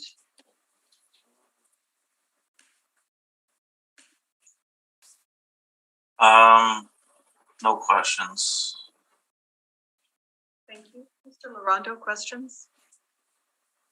Just the one question. Jared, are you aware that the city with its recommendation has dropped the NOI down to 309,844, which is much lower than, well, it's $12,000 less than you? I do, sir, but I will not accept a 5.1 cap on this property. I don't think it's appropriate. I think the resulting quantum that we're suggesting is lower than the recommendation. I do appreciate that NOI is lower than ours, but ultimately the resulting quantum is still too high based on our site-specific analysis. I feel very strongly that a 5.5 is appropriate here. Okay, thank you. Anderson, questions? No, I have no questions. Thank you. My only question is 30 Dogwood Drive is the sister property, yet your quantum on both are not matching, and I'm assuming it's because of what you had stated at the beginning, that this property is operating slightly different from the Precisely. Yeah, so we've analyzed them as though we would analyze any individual property, and again, we have wholesome statements, and we've done the same exercise, and though they're very similar, they operate slightly differently. So based on the numbers, that's how we've treated them. We didn't, for example, take them and put them together and half them. We've looked at them on a very individualized site-specific basis, and this is what our analysis has come to. So I do note that they're fairly similar, but there are slight discrepancies, and we are trying to capture them in our analysis. Thank you. Do either of you have a wish for a summation on this property, Mr. Diachin? I don't, but I just want to correct one thing that I mentioned before. I misspoke about the rent comparables average monthly rent per unit. That actually is the actuals averaged that we got from the mailers. I said it was model, so I was incorrect. I was informed. Okay. So any wish for a summation? No, thank you. I think we're good. Thank you. All right. Then we are going to move on to property number 5, which is at 279 Edison Avenue. Okay. Diachin, the floor is yours. File number 223153. Roll number 040003230000. Address is 279 Edison Avenue. Assessed value is $2,349,000. Class code 20. Liability taxable. It's one building, 2 stories high, built in 1969, no effective age, 22 suites, 22 outdoor parking stalls. The income value summary on page 3 shows 6 1-bedrooms, 16 2-bedrooms, gives us 22 units at an average monthly rent of $901.50. The gross effective income is $230,380. Expenses at $111,780. Gives us an NOI of $118,600 at a cap rate of 5.05%. Gives us a value of $2,349,000. On page 4 is the rent comparables. Once again, I tried to find some similar year built with similar suite mixes, and it falls actually under the range of average monthly rent per unit. Page 5 is once again the cap rate evidence supporting the model cap rates. Page 6 is the cap rate table for the model cap rates.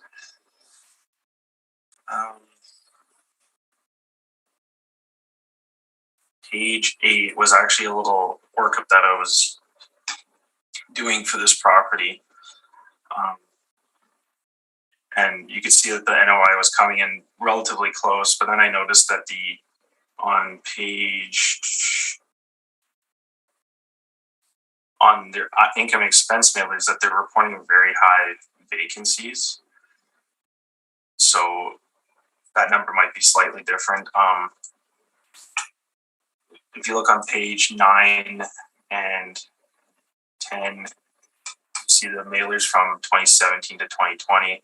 So they're reporting relatively high vacancies for all those years. I think it was around 10%. I can't remember the exact number. And then there's some pictures continuing on to page 11. And that is my evidence. Oh, sorry, I wanted to also mention that they were using really high R&M. So on my little workup, I used 1,500 per unit to give it a more normalized R&M.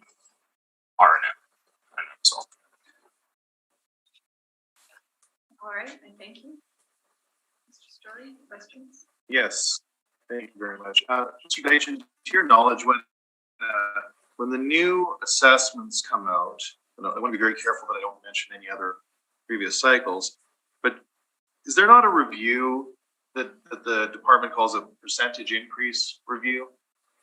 Does that take place? That is a thing, yeah. Okay. And was that done on this property? I'm not too sure. I could double check, but I'm not too sure off the top of my head. I prefer to just deal with the items in evidence, but I just wanted to see if you were aware. And did you consider the previous, or was it just you looked at this one and no consideration for the previous? Is that fair? Sorry, say that one more time. You cut out. No, you know what? It's okay. I don't want to get into talking about previous assessments. I just noted something here, but that's fine. So in terms of, let's just go quickly. Obviously, we're going to be suggesting that the cap rate for a 53-year-old property ought to be higher than 5.1, but let's look at your page 8. Where did you get those EGI numbers from? That was from the actuals.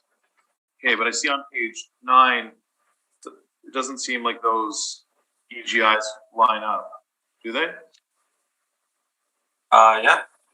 Oh, I see. Okay, it's after. Okay, gotcha. Sorry. Okay, and you said 1,500 per unit, but the actual performance indicates that the R&M in this property is higher. So how did you determine 1,500 per unit? Is that just sort of a subjective call on your part? 1,500 is a typical rent or R&M per unit that we use on properties. Like 43, like I think they were coming in at like 4,300, which is absurdly high. So there might have been like capital repairs built into that. Okay, but did you look at the actual submissions from the owner, or did you just plug in that number? Like I said, I calculated 4,300 I think it was like 4,300 that they're reporting per unit. Okay. I think I'll save my comments for my presentation. Thank you, Madam Chair. Thank you. Laurando, did you have questions? No, Madam Chair, it's been covered. Thank you. Ms. Anderson? No, I have no questions. Thank you. Mr. Diachin, I'm just going to your brief here. So your pages 11 through 13, those are pictures of the unit that you have taken from their recent advertising, I'm assuming? Yeah, that was from the website. Okay. And would you agree, looking at these pictures, which are staged, correct? That I'm not too sure. Probably. Okay, well, I'm going to suggest they're staged. Looking at the furnishings, would you agree that the appliances are dated? Yeah, Kitchen as well? they're definitely dated, but they're not like 1969 appliances. No. Would you agree that the kitchen flooring is vinyl? Sorry, is which? Is vinyl? That's what it looks like. Yeah, vinyl. Potentially. And there's carpeting in the living room as opposed to, say, hardwood, which is more of an updated look. Yeah, I guess potentially. All right. And there is no renos to speak of in this apartment, as far as you know? There's no permits or anything, but like as you can see on the pictures, like those windows are definitely newer. Like you said, the flooring is newer in the kitchen, at least. So there was.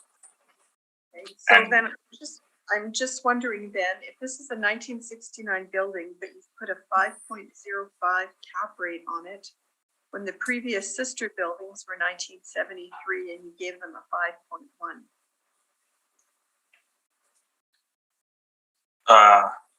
The previous sister building, sorry. Well, they had a 5.10 cap rate, but you've given this building 5.05, like a lower cap rate on this building, which is 1969. Mm-hmm. I'm not a modeler. Like they're not like similar, like the same buildings. Like they're in a different area or a different street, I should say. I can't fully answer that question on why. Okay. Thank you. That's all my questions. Yes. Thank you, Madam Chair. And that's an excellent point about the vinyl flooring. And I do note that when you look at that layout, that's a layout that we see very often in Winnipeg with that sort of half wall blocking off the kitchen. But so yes, indeed. So our subject property here is on the north side of Edison. So it's between Henderson and Roach. It's 2.5 stories. It's built in 1969. Again, there's 22 parking stalls. We're not making any adjustment for condition. We do recognize that it is indeed built in 1969. And again, that's a large cohortship of the apartment buildings that are presently active in the city of Winnipeg are in that vintage of the 60s and the 70s, so to speak. So no surprise, we've applied a cap rate of 5.5%. The city's expense ratio of 48.5% is very low, regardless of a typical or standardized R&M per unit. We've used 59.3%, and that's commensurate with the actual performance of the property. And I'll just go through that very quickly. This is on page 9. Again, we have full income and expense mailers for this property. We see there are no discounts. So this property is, they're charging what they're permitted to charge.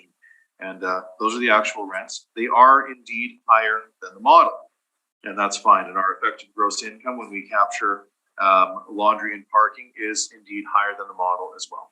Where we get into some discrepancy here is on the expenses. So go through this very quickly. Now, as I've mentioned, insurance is the most recent year. The insurance costs are typically escalating, so it wouldn't make sense to average them. We use the most current year, as that's what a typical investor would be looking to. Management at 5% doesn't appear to be in dispute. That's an industry standard. We've averaged the professional fees in the office bank tellers and all the miscellaneous expenses that are reported. And I don't need to go through every item here, but you can see we've used the most current year for the utilities.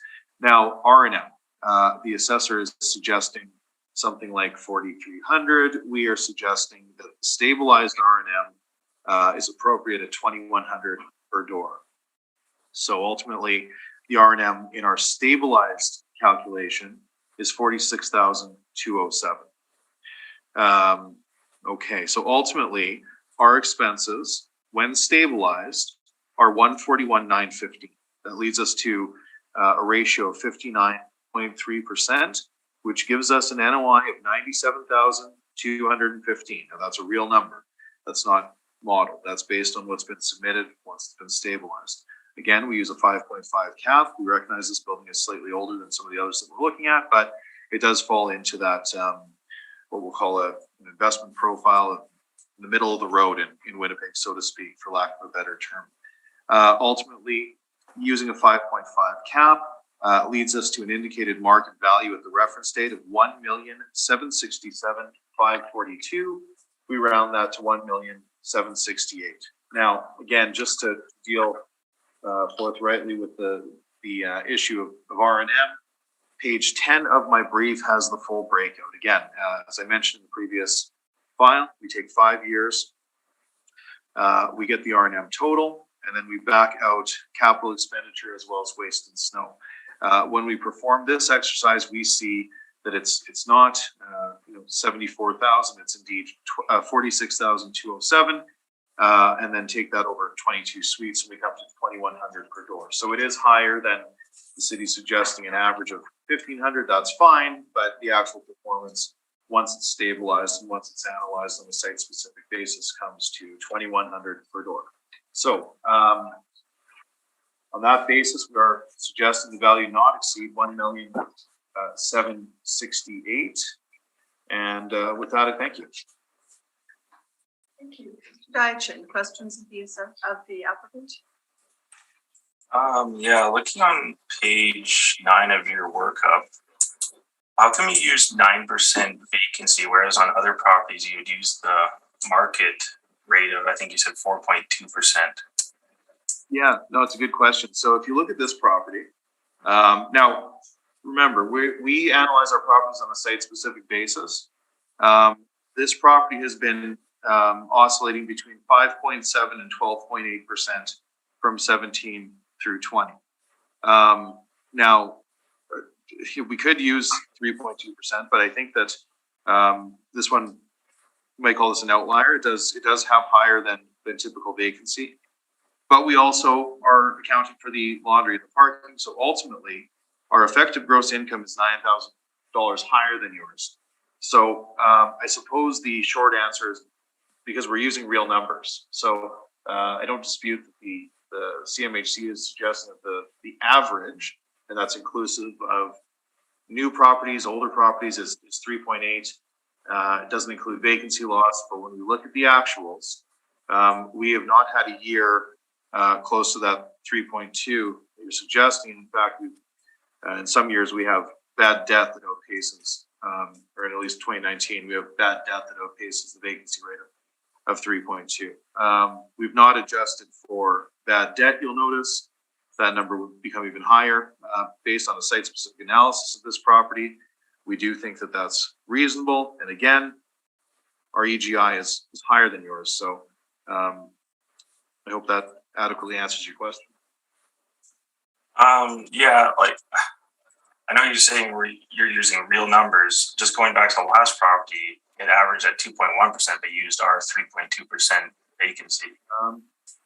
Well, yeah. So if it's lower than the average, we would have to consider. Well, I don't have it in front of me. We can go back and talk about the previous property if you'd like those. No, that's fine. Do you not agree though that 9% is relatively high vacancy? Sure. Yeah, no, it is, but it's all relative, right? So if they were indeed charging, like you're suggesting, 237, perhaps there would be more of a market at a lower rental rate, and perhaps that vacancy would be lower.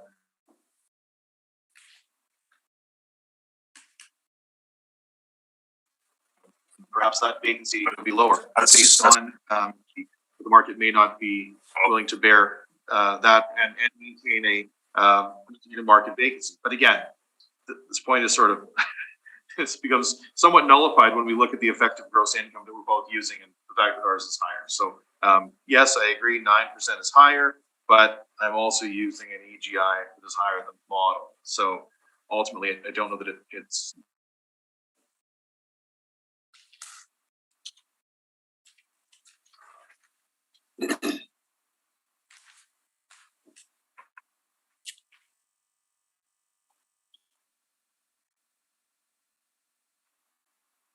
Everything's frozen.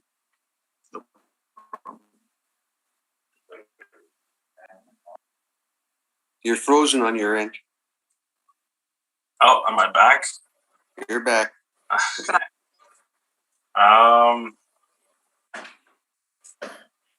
That was all my questions. Mr. Story, did you wish to repeat your question? no. I just to reiterate though, our EGI is higher than the assessor. So I don't know that falling over the actual vacancy versus the model vacancy is material to what we're talking about effectively, because our EGI is indeed higher and we've established that. So.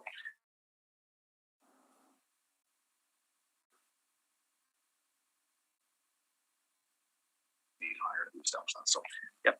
Mr. Gaichin, did you have any further questions? No further questions. No, thank you. I thank you. Mr. Larondo, did you have any questions? Yes. I noticed you've got a very high maintenance through 2018 to 2022. And that seems to be when your vacancy is up. Are they remodeling some apartments when they're and calling it vacancy here? Or? Yeah. Can't say for certain, but that would typically show us that. Typically, that would be a remodeling or freshening up of suites on turnover. Yeah, and that's fine. But we have stabilized CapEx out. So 2,100 per door for an older property seems to make sense. But yeah, there is a vacancy spike to be certain in 18. Yeah, 18, 19, 20. Well, 19 is showing me 5.7. I think 18 is that year that's going to be maybe an outlier. However, we are able to deal with that when we stabilize the R&M on that breakout sheet. So yeah, I think we've adequately captured the performance of the property. And again, the EGI is higher, so any work they do is going to be reflected in the rents. And I think we've captured that here. Okay, thank you. I'm done. Ms. Anderson, any questions? So just to clarify, your expense percentage that you're applying, 59.3, like that's quite a bit higher than others. So the rationale for that? Oh, sure. Yeah. So again, so that's stabilized. So okay, the expenses are true expenses. Now, if you go to line 27, the one that has the most, let's say, the highest degree of stabilization is the R&M, the repair and maintenance per door. And you can see that in 2017, for example, that's 40,831. In 18, 19, and 20, as Mr. Lordo quite correctly pointed out, we have a higher degree of R&M.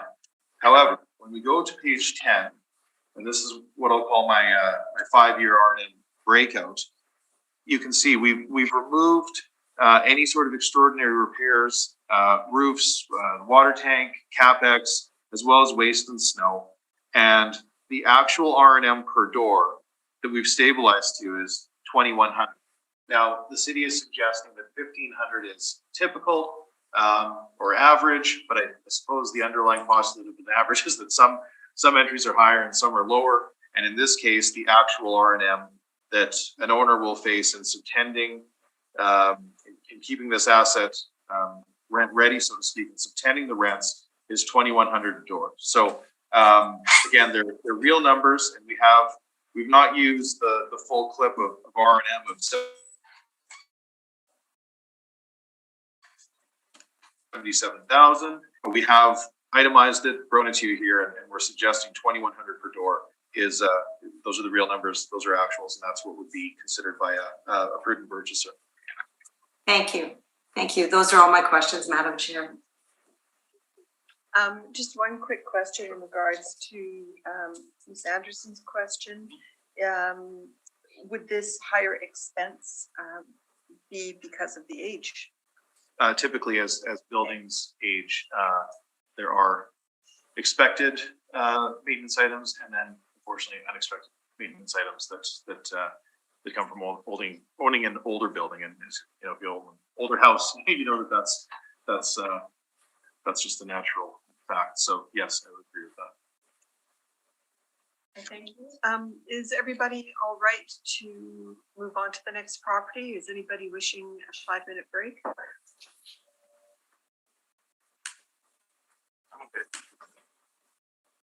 You're muted.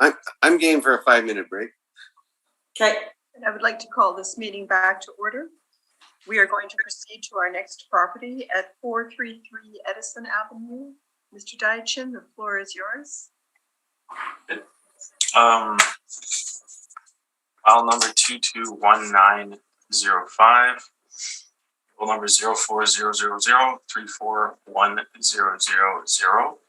Address is 433 Edison Avenue. Assessed value is $6,618,000. Class code 20, liability taxable.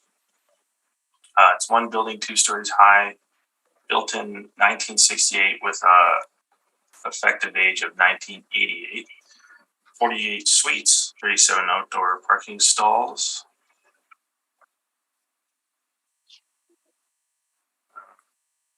You can see there was some sales on the property. This one was only back in 2010. Page 3 is the income value summary. The number of units are 1 bachelor suite, 27 one-bedrooms, and 22 bedrooms, giving us 48 total suites at an average monthly rent per unit of $1,056.51. Effective gross income is $589,076. Expenses $268,088, giving us an NOI of $320,988 at a capitalization rate of 4.85%, gives us a value of $6,618,000. Page 4 is the rent comparables again. I tried to find some close. You can see some are even on Edison as well with similar type suite mixes. You can see that it falls near the low end of the average monthly rent per unit. Page 5 is the cap rate evidence supporting our model cap rates again. Page 6 is the cap rate table showing the model cap rates.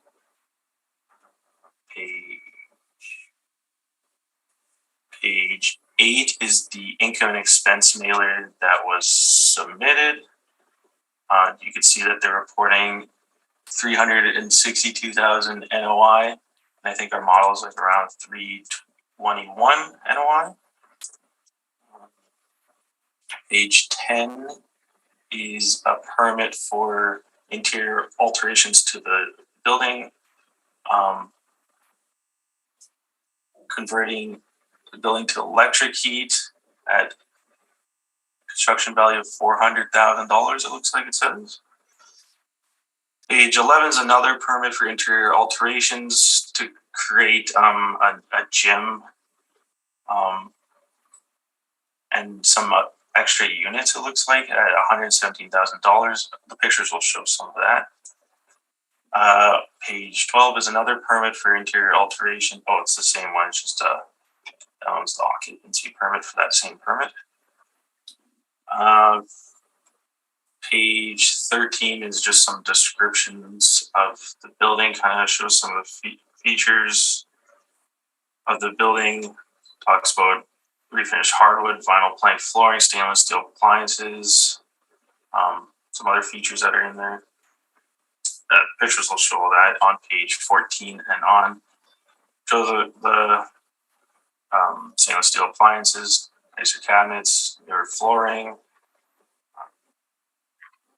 newer windows. And then the bottom, or page 18 shows the gym that they built and the lobby area. And the last page just does another description of the property and talks about how it's newly renovated studio 1-bedroom apartments. And it's in a good area. And that is my evidence.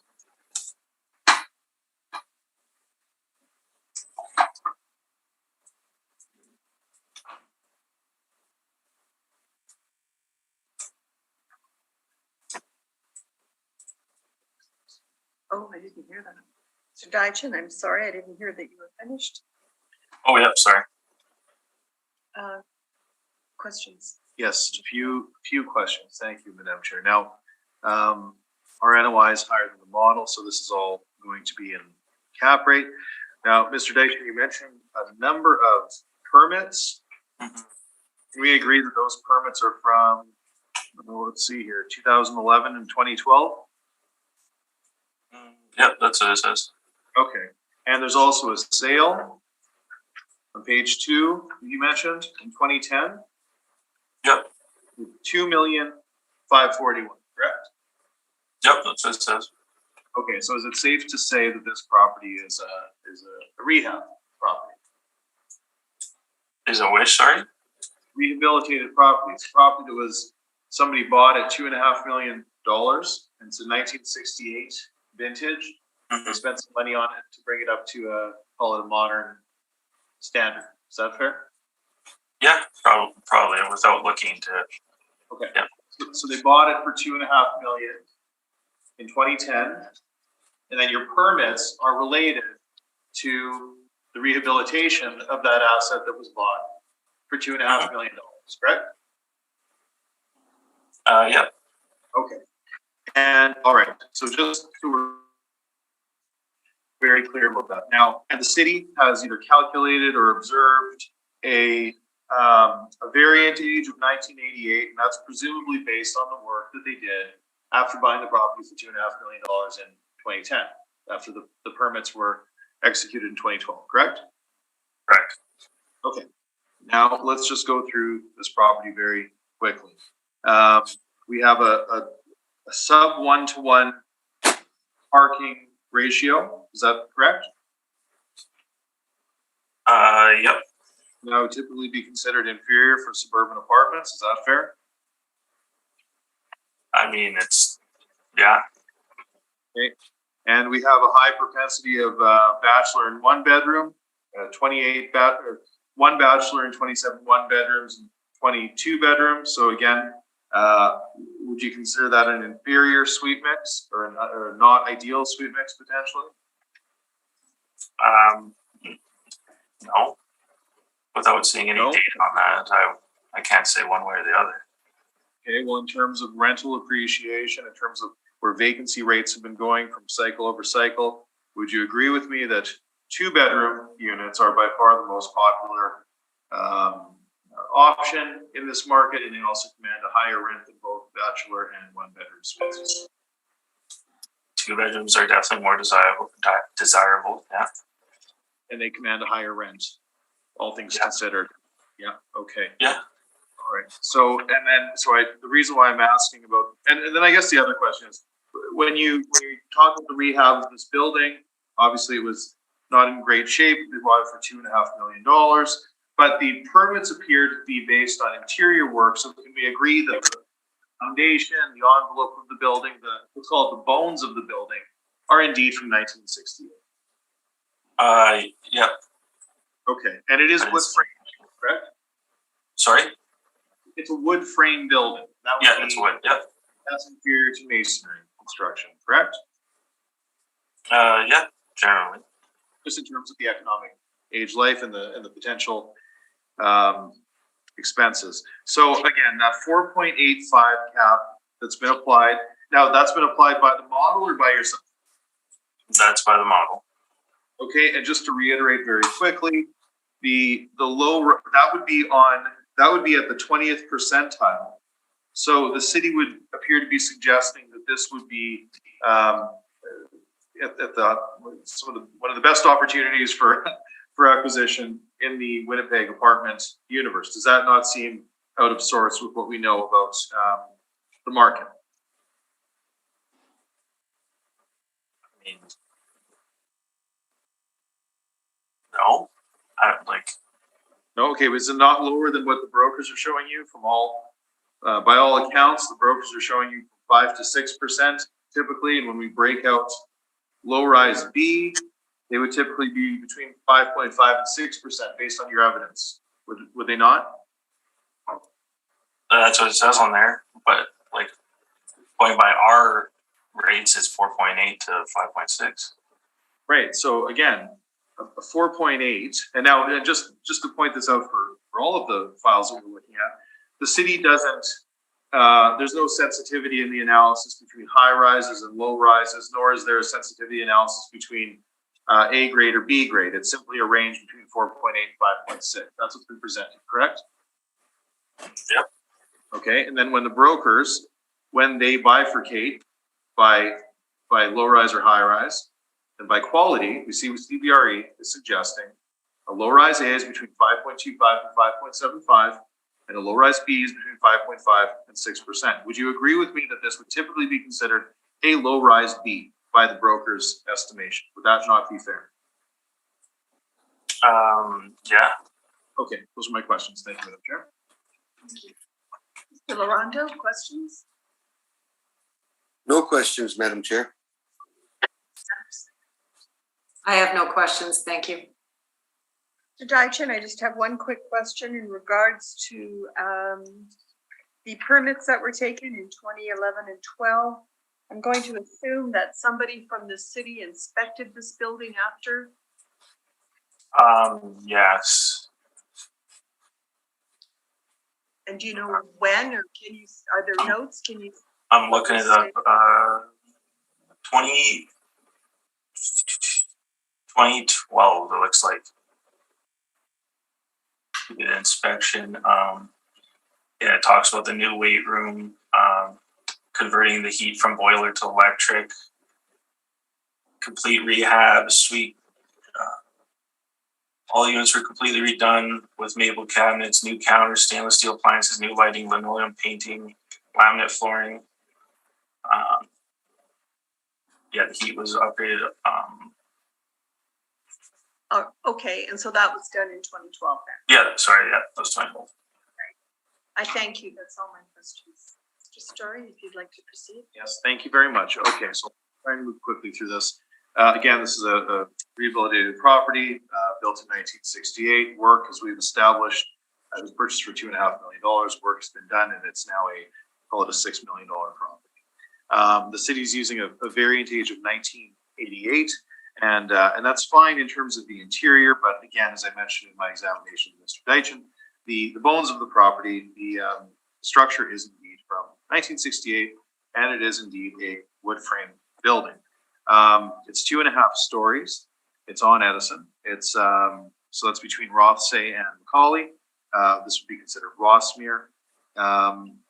Okay, so it has 1 bachelor unit, 25 1-bedroom suites, and 22 2-bedroom suites with 48 suites, and again, only 37 parking stalls. Now, we've not made any adjustments to our cap rate in terms of quality. We've looked at the actual income, and if we've used the actuals, it's all presented here for you on page 10. I won't belabor this because we are indeed higher on our NOI. If the assessor would like to talk about it, that's fine, but we're at 337,926 based on the actuals. They are at 329,88. So the substantial issue here on this property is again the cap rate. We agree. I think the assessor in examination agreed. The brokers would typically consider this a low-rise B. We agree with that. So with that taken into consideration, considering the age and the site-specific analysis of the property, we're using a 5.5 cap rate on a higher NOI than what the model is kicking out. So with all that said, we come to an estimated market value as of April 1, 2021 of $6,144,000. Again, that figure is $6,144,000, and it is based on the actual NOI in place as calculated, which again is 337,926, capitalized with a 5.5% cap rate, indicates a market value of $6,144,000. And I thank you. Dietitian questions of the applicant? Yes. I guess going back to the vacancy, the average is 1.3%. How can you use 3.2%? Yep. So we've used an average. We've used the market vacancy. Let's see here. Okay. So yeah, the vacancy is reasonably low. There's some bad debt and collection loss, but yeah, we've used a market vacancy, which is, I think, very, very low. We have to use some number. We've accepted your number. So that's what we've done. We've used the same figure as you. So I don't know. And again, just to be very clear, we have a higher NOI. So ultimately, the NOI is sort of what matters here, and it is higher than the city. We could have used something lower, I suppose. No further questions. Okay. Mr. Larondo, questions? No questions, Madam Chair. Ms. Anderson? I have no questions. Thank you. I also have no questions. Do either of you have a wish for summation? Just ask that our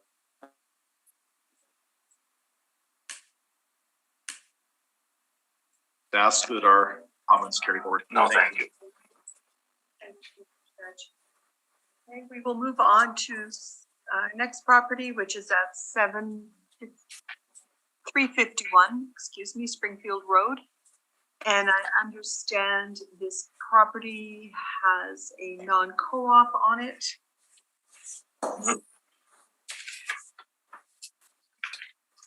Preliminary issue, Mr.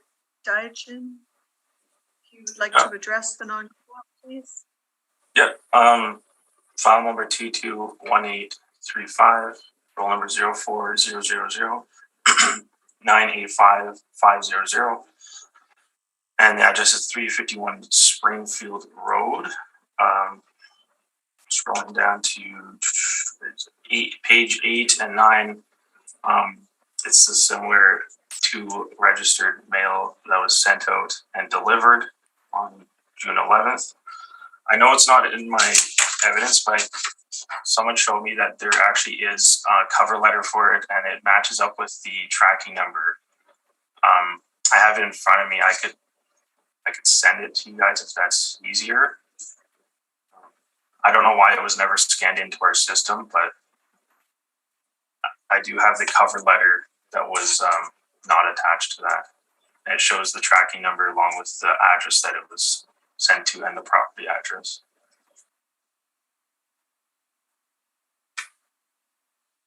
Can you send it to the secretary, please? Sorry, I can't hear you. I'm sorry, can you send it then to the secretary? Yeah, it'll take me like, I have a printed copy in front of me, but I could definitely pull it back up if you give me like 2 or 3 minutes. I just didn't have time to create it into a PDF. Okay, then, we're gonna just proceed and hear Mr. Okay. Story. Did you have anything else to add?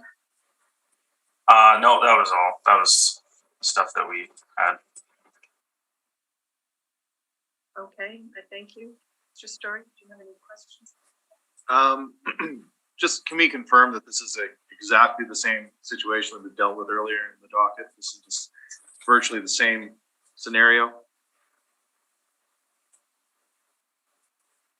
Yeah, but I now have the information that they were looking for before with the address on it, so. I'm just gonna object, Mr. Deitchen, that I'd like us to deal with the items that are in evidence and not have people feeding you information as we progress. I just think I just having an issue with that, but that's just a comment, I suppose, Madam Chair. So, no, those are my questions. I just want to establish that this is the same scenario as the file that we've dealt with previously. More questions? I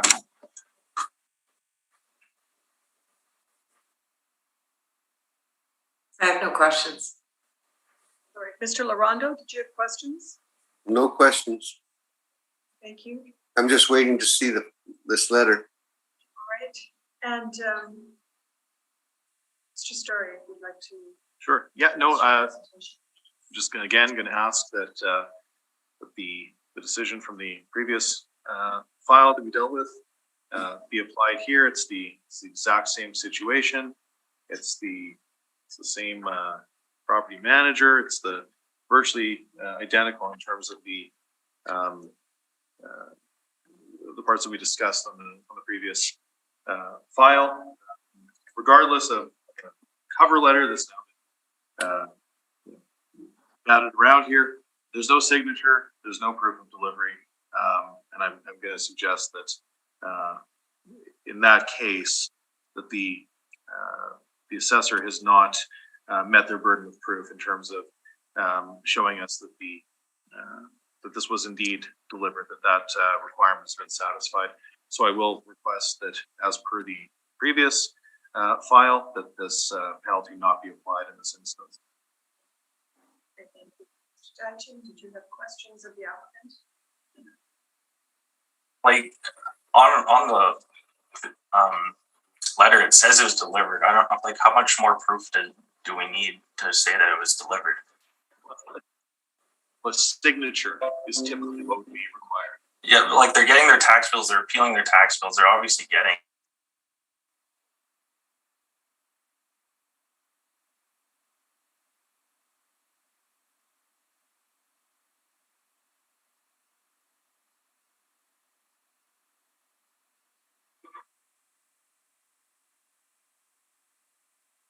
They're gone down again, Gail. Yes, it's frozen. We're not, but they are. Yeah. Am I back? Yes. I think we're back. Yes. Did you want to finish your answer, Mr. Deitchen? We did not hear it. It was his question. Hello? Oh man, this is bad. We can hear you. You can hear me now? Okay, everyone's Yeah. just frozen. It's, okay. How much did you hear up to?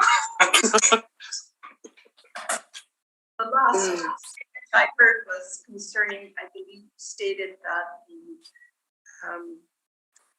the individual who was receiving their tax bill. That was Yeah. Does that not indicate that they are receiving mail to this address and these letters would have been delivered there as well? So in order for registered mail to be considered delivered, there would be a signature. Now I'm looking at this page 8 and it says delivered. Does that mean it's delivered to the post office? Like, I don't, based on what you've submitted, I am not confident that the owner did not, or that the owner received this. Typically, I've seen a number of these. Typically, there's going to be a signature box where the owner has entered their signature on the digital screen at the post office. This is another one. Again, delivered to the North Kildonan post office, and then no signature. There's a history of submitting their files, so I think that because this is a fairly severe penalty, I think think it should be applied sparingly. And I don't see how it should be applied in this instance based on the fact that we don't have proof of delivery. And that's just to echo my previous statement.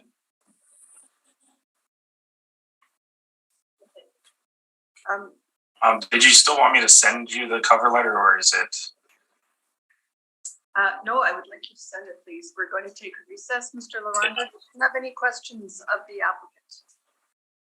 Not at this time. And Ms. Anderson? I have no questions, thank you.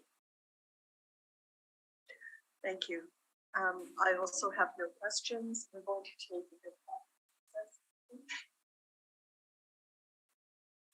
I would like to call this meeting back to order.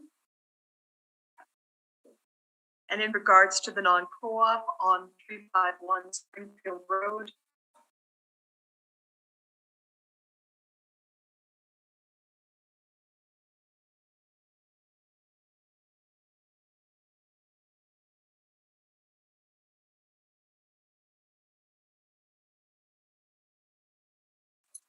You're frozen again.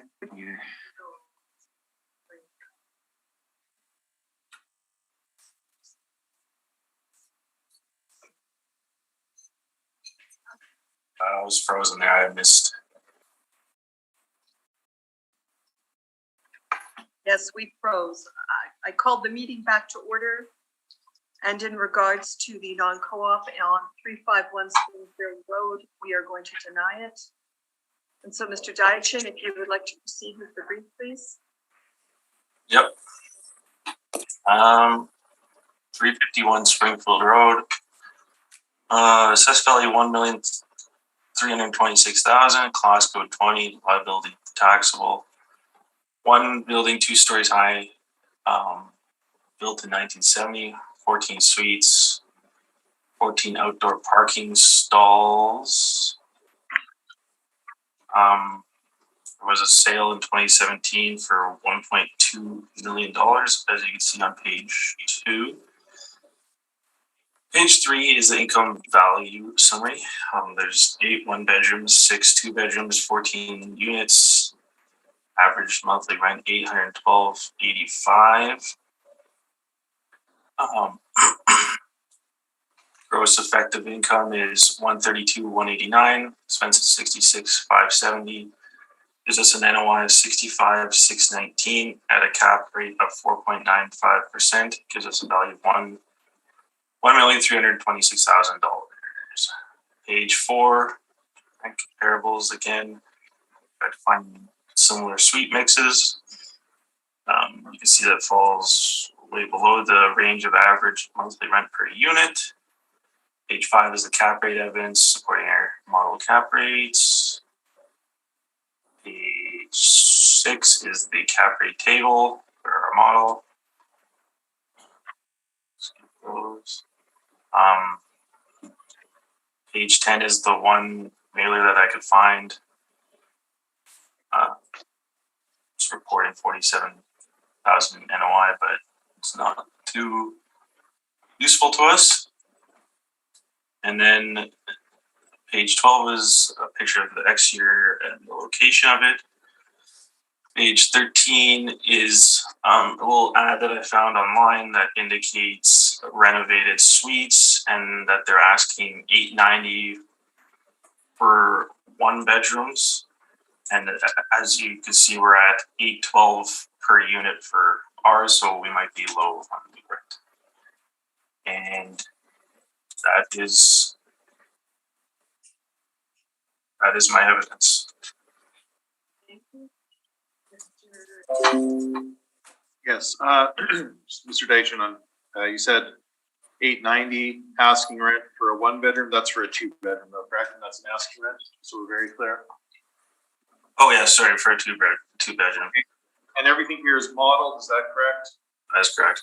Okay, and would you agree with me that in the eyes of the market, this would be considered a low-rise B? Yeah. Okay, those are my questions, Madam Chair, thank you. Mr. Laranda? No question, Madam Chair. It's all about cap. And I have no questions, thank you. Just two quick questions. Renovation. I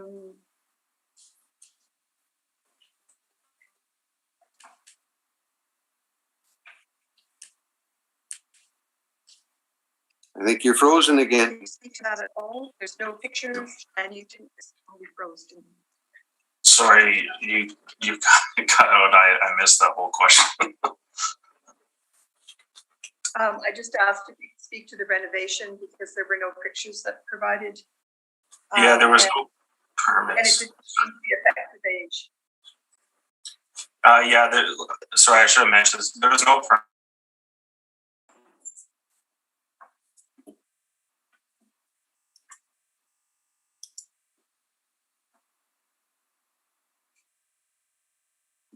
Now you're frozen.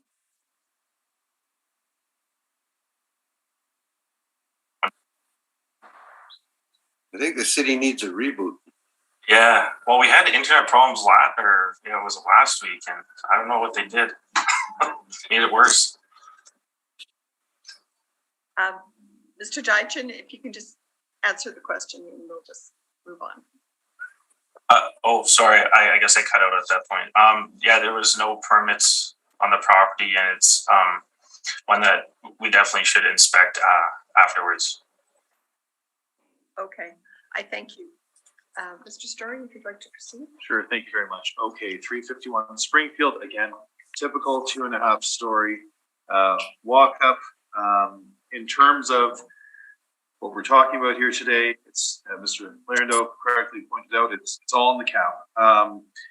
Now we're slightly out from the assessor on the NOI. We're using 61,997, and that's based on a slightly higher expense ratio. We're using 53.1. That's a typical number that we see for these shoebox apartments in Winnipeg, and that's based on our best estimate. So I'm not going to belabor that one within $4,000 in expenses per annum. Ultimately, we are once again suggesting this is what we call a B grade 2.5-story walk up in Winnipeg. We're using a 5.5 cap. Starting to sound like a broken record, but that's what we're using for these types of properties. So that leads us to an indicated market value of $1,127,000, and again, that's based on a slightly lower NOI that we've used our best judgment to determine. It's basically we're only suggesting that the expenses ought to be slightly higher than the model. The model is using 50.4. We're using 53.1. And ultimately, this is all in the cap, 5.5%. We're requesting $1,127,000, and that is my presentation on 351 Springfield. And I thank you.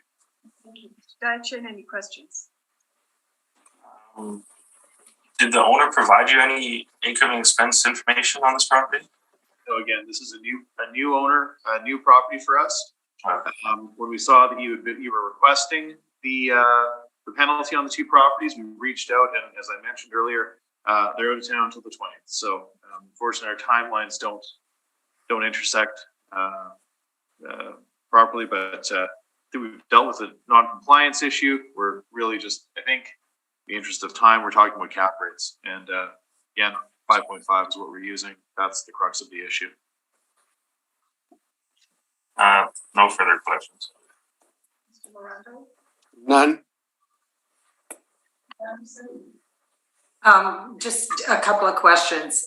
I understand this a new property for your business. However, I'm just wondering if you have any information about the renovations and the valuation of the renovations that were undertaken.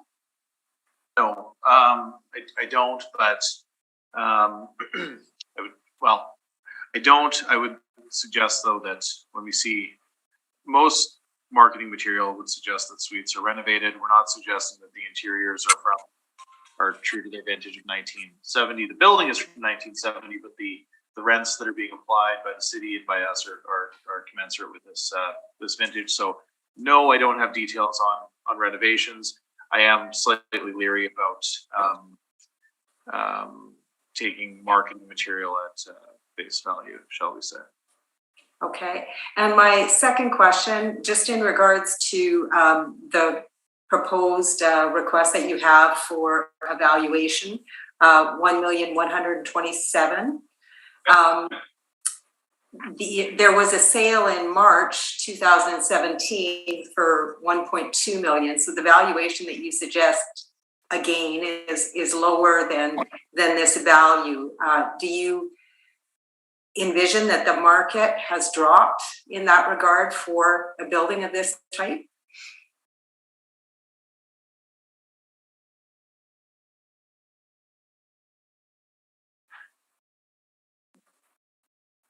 Sorry, I think can you hear me? I can hear you now. I'm sorry, I didn't hear your answer.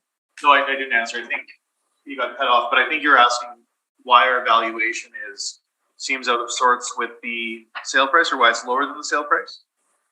Yeah, and if you feel that today's market, a property of this nature would be valued less than it would be in 2017. Oh, well, okay, so I don't know anything about that sale. I would suggest that one sale doesn't necessarily make a market. And in order for that, I mean, I think the city is slightly higher than the sale.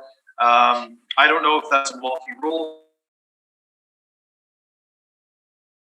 sale. I don't know. I don't know a sales comparison approach. I'm looking at it based on its capacity to generate income.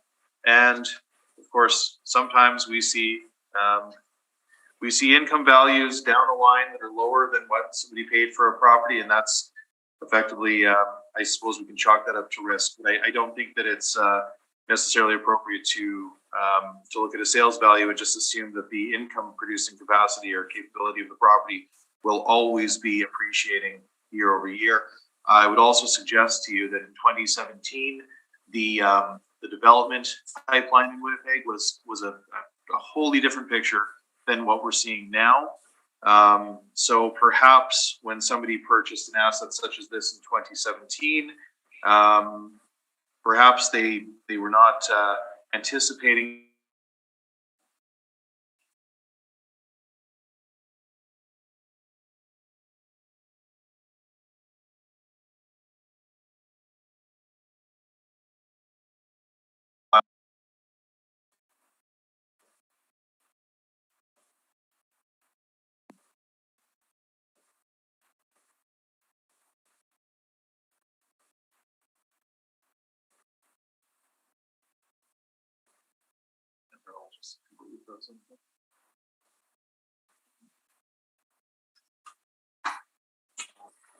Yeah, we cut out there again. Yeah, I believe I heard the conclusion of the response. Thank you. And I have no questions. And do either parties have a wish for a summation on this property?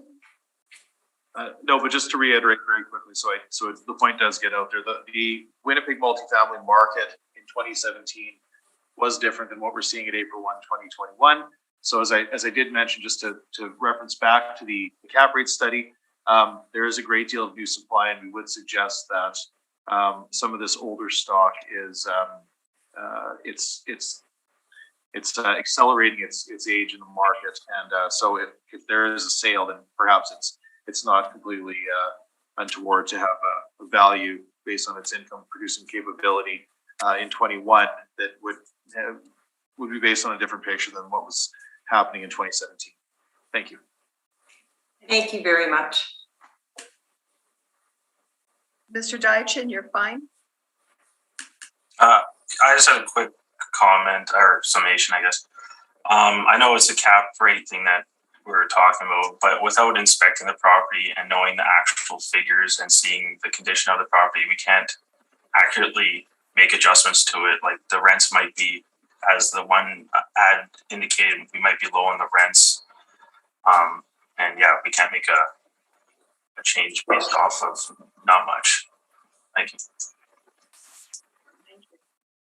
And we will move on now to 426 Kingsford Avenue.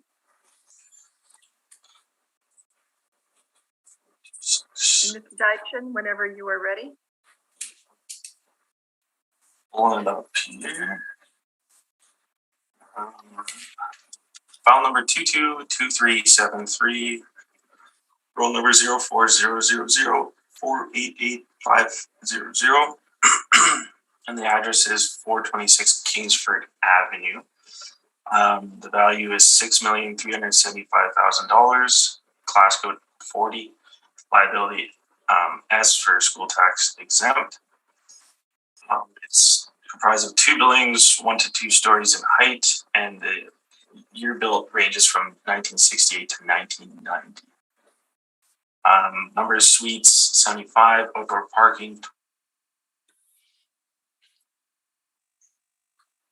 20 stalls.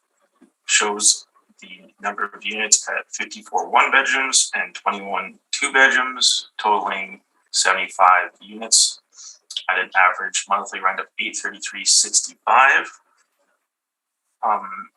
Our effective gross income is $726,276. Expenses are $388,412, giving us an NOI of $337,864. The cap rate we have applied is 4.30%, giving us a value of $6,375,000. If we go into page 4 is the rent comparables again. Tried to find similar suite mixes. As you can see, the average monthly rent once again is below the range of comparables. Page 5 is the CMHC table that I made. You can see that we're about 22% lower than the CMHC rents. Page 6 is the table. It's kind of small and hard to read, but it shows the different rents for the different types of suites. Page 7 is the cap rate evidence once again. Along with page 8 is the cap rate for the model. Page 10 and 11 are the income and expense millers, but they're not super useful because they have subsidies and other things on there because it is I believe a 55 or seniors building. As you can see on page 12, it kind of gives you the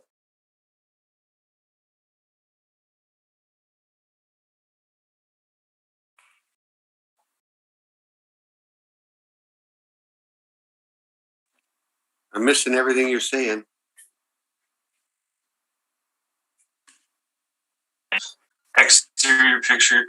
interior pictures of the building. Did I cut out again? And that is my evidence. Thank you. Question, Mr. Sturdy? Yes, thank you. Just to be clear, Mr. Zajan, you said you have interior photos, but there's no interior photos for you, are there? I corrected myself. There's no. Sorry. Okay. You're suggesting the actual year built is between 68 and 1990. Can you tell me which part of this building was built in 1990?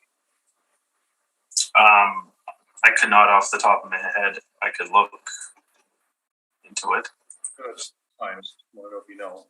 Now, it's suggesting there's 2 buildings. Now, are you aware that there's an annex and a corridor that attaches this building to Springfield Heights Mennonite Church? I was not aware. No. Okay, are you aware that this is an independent living facility? So it's not a 55 plus seniors home. This is an independent living facility. Are you aware of that? Okay, yeah, sorry, I misspoke on that one. Okay. And can we agree that typically, and as is the case here, that these suites are very, very small?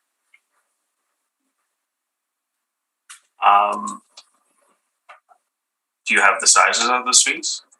Yeah, you have them too, actually, at page 12 from A&O. It's showing 1 bedrooms are 625 and a 2 bedrooms 825. There's a reason I wouldn't say that's small, but yeah. 625 for a 1 bedroom? So it's small. Okay, that's fine. Now, parking, there's 20 stalls for 75 suites. Would you agree that that's a very, very low ratio? Yeah, it's typically found on these types of buildings, and Precisely. a lot of people don't drive, so. Right, okay. But from a market perspective, and our exercise today is to indeed apply a market value to a property that's purpose-built for independent living. From a market perspective, that is a very low parking ratio for a suburban apartment. Would you agree with me? Yeah, it's definitely low. All right, and that cap rate is modeled, I'm assuming? Yep. And then another thing that I noticed on page 4, now as is the case with many retirement homes or independent living or assisted living, there's a great deal of common area. Do you agree with me on that point? Generally, yes. Okay. And the city includes that common area in its gross floor area per unit on page 4, does it not? Yep. Okay, so that is overstating the suite size. And so I suppose my question is, does that affect how the model treats the cap rate for such a property? I'm not too sure. I'm not a modeler. Does the model, okay, I won't ask you a bunch of questions, but to your knowledge, does the model consider the purpose-built asset, the fact that this property is built as a independent living home, does it consider that when it generates the assessment? I don't know. Not that I know of. Yeah, because it appears to apply to market cap rate, let's say. Is it not? Yeah, like it's model generated that. Okay. Okay, and that's fine. I think, and just very, very quickly, just so I don't forget here, on page 13, that top photo, you can see that thin corridor, right?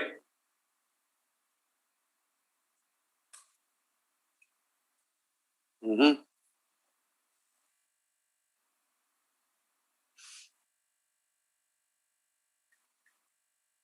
You're frozen again.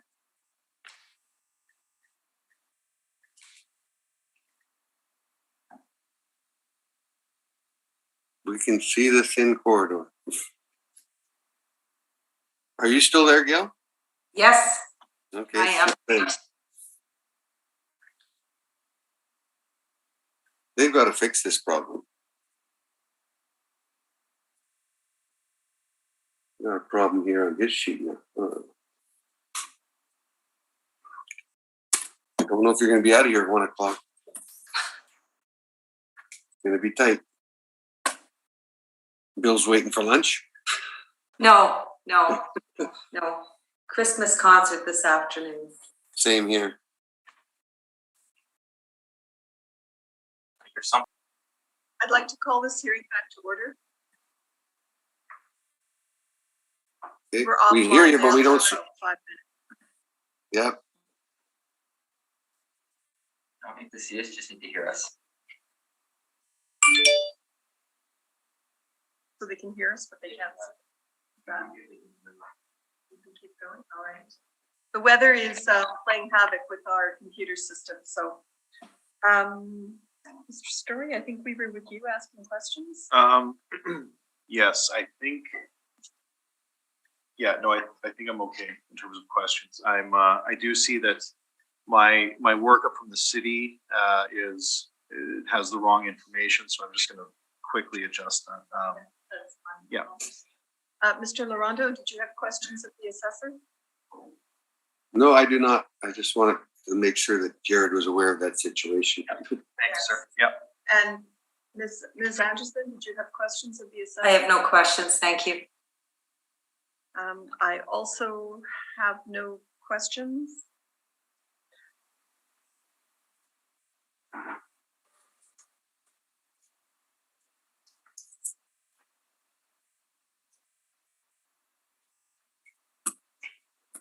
Mr. Story, do you?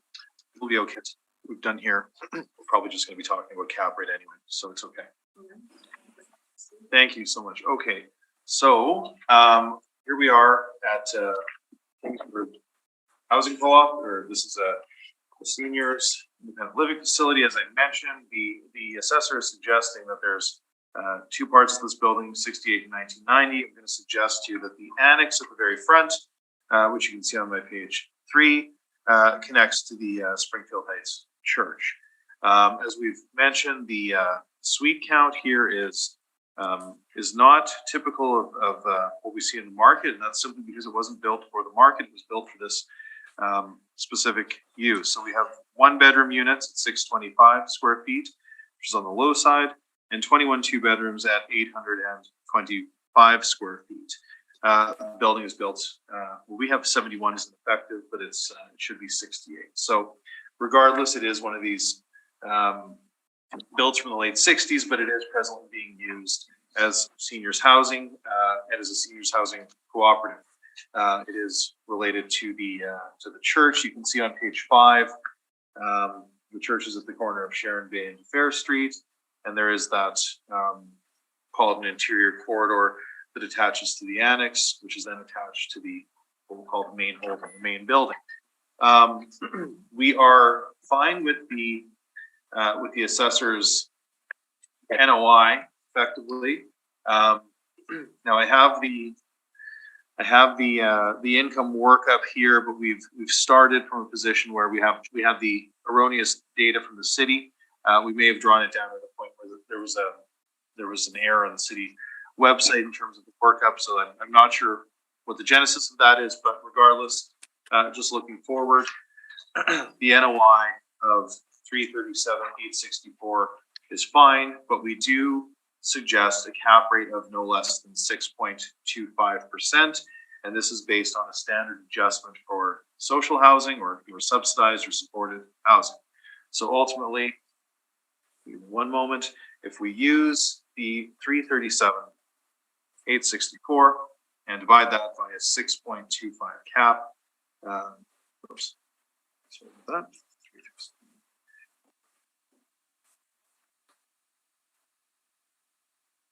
We come to 5,405,824. So our revised request today is 5,406,000. And again, that is based on, we'll accept the NOI presented by the city. We recognize that they've used CMHC rents or a rent that is based on a CMHC rent, but then discounted to the lower end. So typically between 75 and 80% is what we see, and we typically agree with that. It's fine. But we do adjust the cap rate upwards for social housing, in this case, seniors housing. Just very quickly, I have photos in my brief. These are current. These are online from the property manager, Bethania. So you've got fixtures and furnishings that are commensurate with what you would consider typical of assisted living or independent living. You can see it's built to a, the finishings are certainly, I'm going to call them utility grade. And there they are. These are all current, present day photos. Now, in terms of our justification or rationale for cap rates for what we call affordable housing, this would certainly fall under that purview. We do recognize that income restricted properties typically carry a higher risk. Now, in this scenario, we have what we'll call super adequacies or functional obsolescences with a great deal of common area that wouldn't be typical of a market apartment. We have that corridor that's attached to the church, so it's not typical of a market apartment by any stretch of the imagination. And we have included the board orders that support an upward adjustment to capitalization rates based on the fact that these types of assets, typically when we look at how we might adjust them to reflect the market sentiment, they effectively represent a riskier investment to a next potential purchaser. I do note as well that in my cap rate evidence, if you are to look at this as it stands as a seniors housing asset, that the cap rates put forth by Cushman for Q1 2021 for seniors housing range from 6.25% to 8%. And that's for seniors housing A, which this is not. Seniors housing B is 7.5% to 8.5%, and then long-term care is 7.5% to 8%. However, we do recognize that I believe that would include some going concern value, but just as a point of interest, there is an adjustment for seniors housing in the market. We recognize that, but we have treated it as supported housing. So I've included those board orders here. Those are included in all of our properties with subsidized rents. So again, we do suggest that the cap rate be adjusted to 6.25%. And again, based on our adjusted NOI to accept the city's model, we come to $5,406,000 and Jim, questions of the applicant? Look on page 3 of your cap rate study. Does this not indicate that cap rates have declined in the past several years? Or are you suggesting you're talking about the national cap rates? The graph that you put in here now? Yeah, those are national cap rates, correct? You're aware of that? I just asked the question, do you? Yeah, and I'm telling you, those are national. Okay. And if you actually read that section. I read it, but I was just asking the question. Sorry, the timing's off a little bit in this room. I'm not trying to speak over you, but yeah. So the purpose of including that graph is to show the relationship between interest rates and cap rates in anticipation of the assessor potentially saying, well, at the reference date, weren't interest rates very low? And the answer is yes, they were, because we were in the middle of a global pandemic and the Bank of Canada changed the overnight rate to emergency measures. So, and anyone who was lending knew that was a temporary measure, and they effectively baked in that low interest rate to lending. So what we're showing you here is the relationship between cap rates, interest rates, and bond yields. What we're showing you on page 2 is the compression in our market. So we're not using cap rates from Toronto or Vancouver to indicate what we ought to be doing in our market here in Winnipeg. Obviously, we don't have the transaction volume of a market like Toronto or Vancouver, but we're showing you on page 2, the compression in the market is between 0 and 25 basis points over the previous cycle. The compression that we're seeing is typically on the higher grade assets, the best and brightest, the newest high-rise apartments, for example. That's where we're seeing compression. Our study suggests to you that when we're looking at income-restricted properties, social housing, subsidized housing, seniors housing, and co-ops, to name a few, we would follow the advice of Mr. Richard Polton from the Appraisal Institute, and we would develop a market cap and then adjust upward for any factors. So in this case, we've adjusted to 6.25, which I think is well supported, because in the real world, anyone who purchases this property would have to do substantial work to bring it to what we'll call a market apartment standard. So it's theoretical exercise on some level, but the appropriate methodology from our perspective is to determine a market cap rate, then adjust upward on a site-specific basis. So, but to answer your question in a long-winded way, the page 3 is showing you the relationship between cap rates and interest rates, but page 2 is showing you compression, and I'm suggesting that we ought to determine a market cap and then adjust upward for income-restricted properties.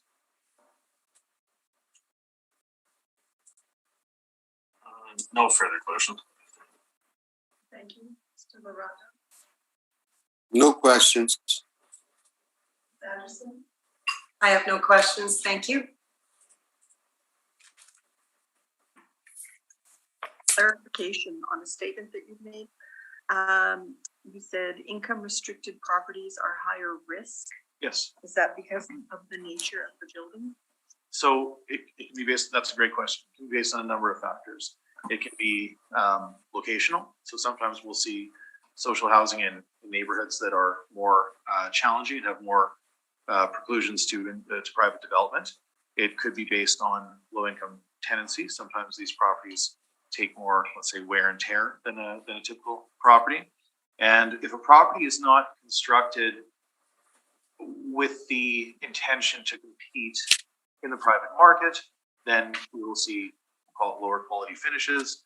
And then we also have to account for the fact that seniors, social housing, there are parts of the built asset that are specific to that use that would not translate to value from a market perspective. So these much smaller suites, tiny windows, for example, large common areas, the sitting rooms where folks watch TV, or the dining areas. That's not something that we'll see typically in a market apartment. So anyone who was to purchase this apartment would have to retrofit it and spend a great deal of money to bring it to a market. That's the Coles notes on that. Okay. Do either of you have a wish for a summation on this property? I guess just one thing. I know we were talking about the parking. I'm just looking at the overhead view, and it looks like we are way off on the parking count. So that'd be something we'd have to look at. Yeah, I'm not sure. I mean, is it? There's two. So, well, no. Look at page 5 of my brief. I want to make sure the parking.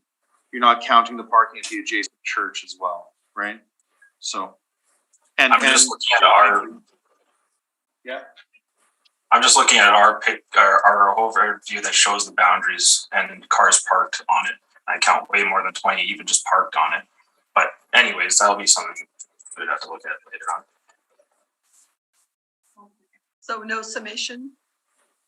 No, I just to reiterate, I do believe that, of course, income restricted properties that are subsidized use for a specific social purpose, ought to be adjusted. Cap rate ought to be adjusted to reflect the fact that they are, quote, riskier investment, and that is our position. Obviously, we've consistently applied it here. So, I thank you. Thank you. We'll then move on to a Bowman Avenue. The floor is yours, Mr. Dychen.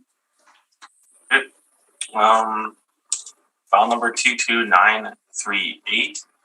Roll number 0200022600. Address is 300 Bowman Avenue. Assessed value is $360,000. Class code 10, liability taxable. It is one building, 2 stories high. Year built in 1964. I'm not too sure why it has an effective year built at 65. I would have to look at that. 4 suites with 4 outdoor parking. I am making a recommendation at an NOI of $17,795 at a 5.5% cap rate, bringing the value to $324,000.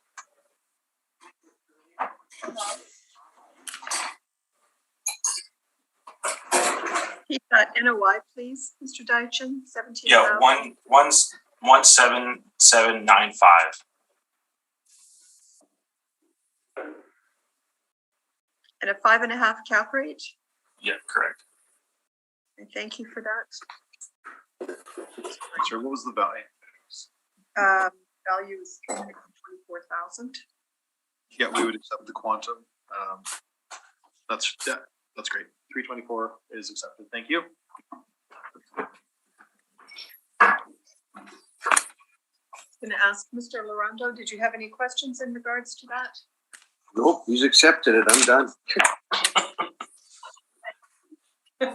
And Ms. Anderson, questions?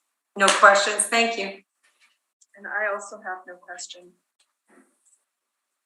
And I thank you both on that, Mr. Dychen and Mr. Story. We're going to move on to our last property, 1 Sun Valley Drive.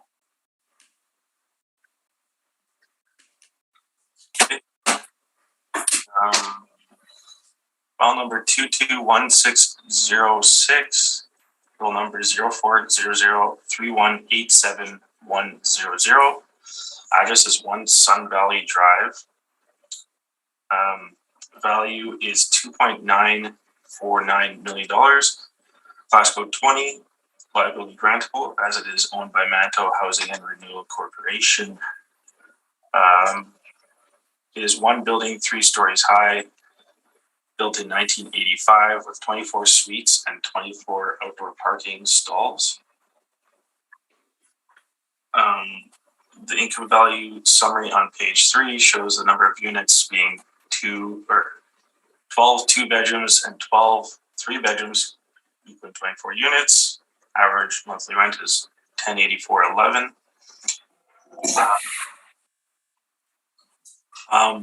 Gross effective income is $302,233. Expenses $162,148. Gives us a net operating income of $140,085.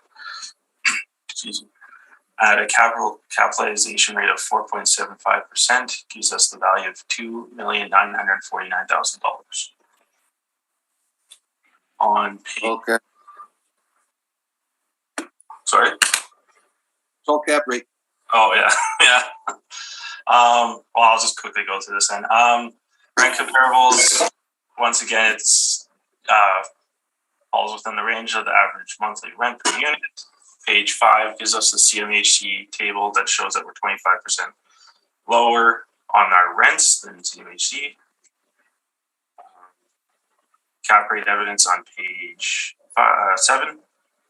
Page 8 is a cap rate table. Page 10 is the mailers that show pretty well nothing on them.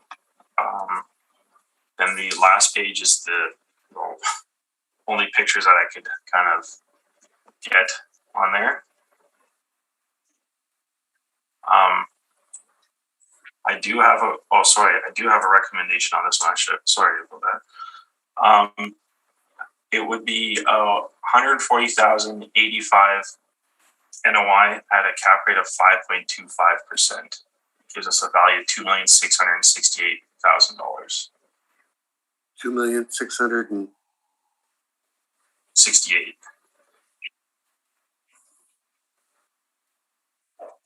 And I'm sorry, the cap rate is 5.25%? Yeah.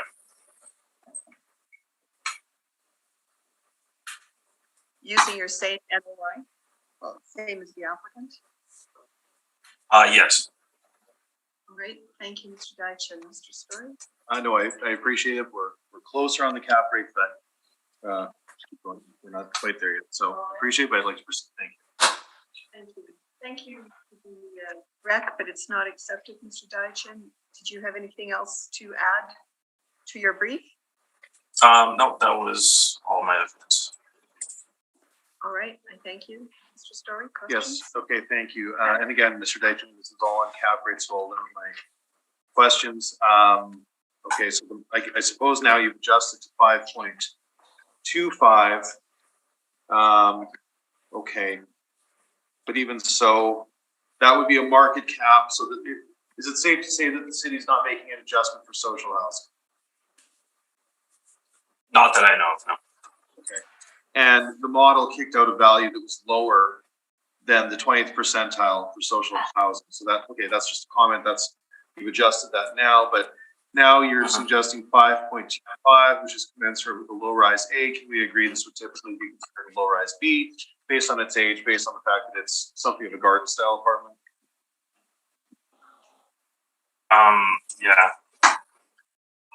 Okay. Those are my questions. Madam Chair. Thank you.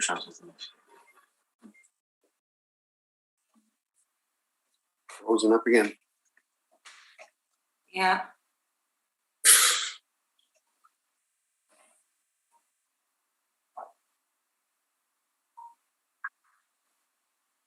Once we get both our cameras on, we know when they unfreeze, if they talk.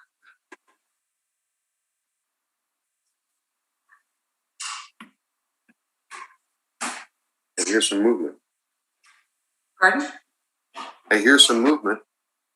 Yeah.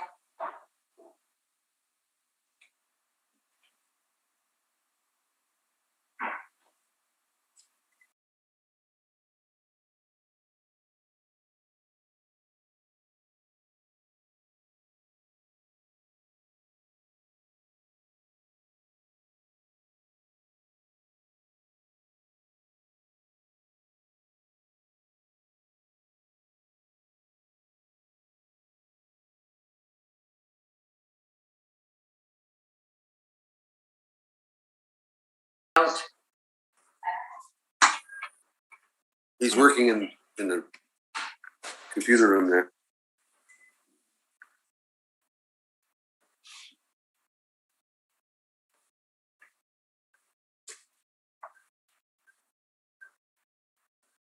You see, the outside world's still going. It's just City Hall that isn't.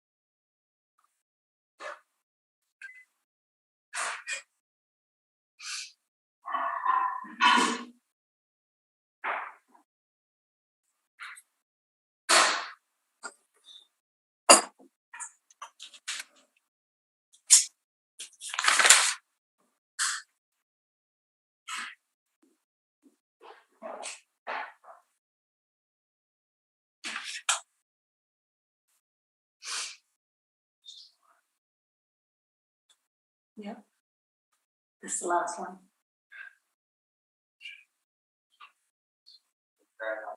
Okay, Mr. Dychen, can you hear us? Yep. Okay. Yep. Did you have anything to add? We've been cutting in and out here for over 5 minutes. It seemed as though the last time we cut out, you were gonna have additional comments, but if you don't, that's fine. We'll move on. I just had a kind of more of a curiosity. Does it say the difference between low rise A and B? Like, I'm not too. Sorry. Yeah. So in your cap rate table, the Yeah. brokers are showing low rise A and low rise B, correct? Yeah. Okay. No, but like, Or does it say like what an A and a B is? Sorry, I probably should.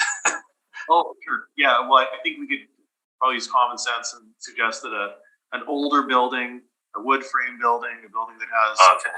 right. So perhaps that's subjective. I don't know that's a good question. I don't know if there's a key somewhere that tells us what the break is, but I think we can use our best judgment on that. But good question. Yeah, I'm not sure. Ms. Anderson, any questions? I have no questions, thank you. Mr. Larondo?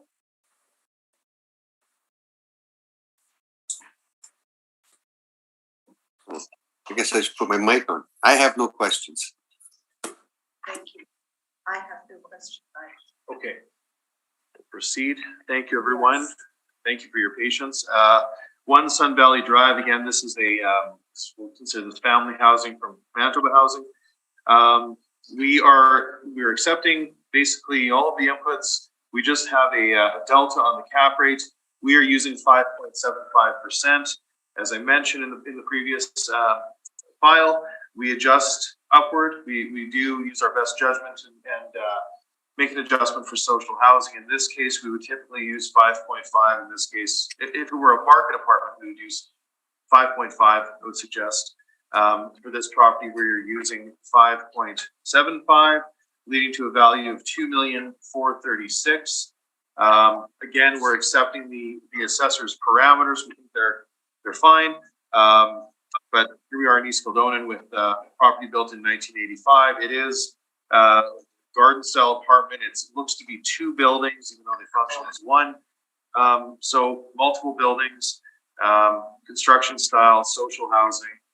Slight adjustment, just a tick above our 5.5 on the cap, using 5.75, indicates $2,436,000. And that I'm open to your questions. And I'll point out again, we have as per the seniors co-op, we've provided the same insert that we use for supported housing. So that gives you a sense as to our rationale. And again, 5.75, a slight adjustment to recognize site-specific characteristics of this social housing. Our request is $2,436,000. Thank you. Mr. Dychen, questions? No questions. I'm sorry, did you say no questions? No questions. Yeah. Thank you. Ms. Anderson, questions? I have no questions. Thank you very much for your presentation. Thank you. And Mr. Laurando? I have no questions, Madam Chair. Thank you for the presentation. And I'm sorry, I do have two questions. Mr. Dychen, I just want to redirect to you because on your recommendation, what was that based on? Sorry, let me just pull up that recommendation. I accidentally closed it. I'm sorry, I didn't hear that. Sorry, just give me 1 second. I accidentally. It's the same NOI. No, I just wanted to. No, it's Kind of like Mr. Story has mentioned that we do recognize the housing properties should have a higher cap rate, and that's what we based on. all right. I thank you. Mr. Story, you didn't have a chance to inspect this property, or none? No, I did not. No, Yes. and we're not at just timelines at this stage. Right. Just in your brief, it says you've got the condition listed as inferior, and I'm just wondering, are you basing that on? The fact that it's a housing property. Okay. Thank you. Do either of you have a wish for a summation on this property? No, thank you. No? Okay. No, I think we're good. And I would like to thank you both for your time today and your patience with our innumerable issues.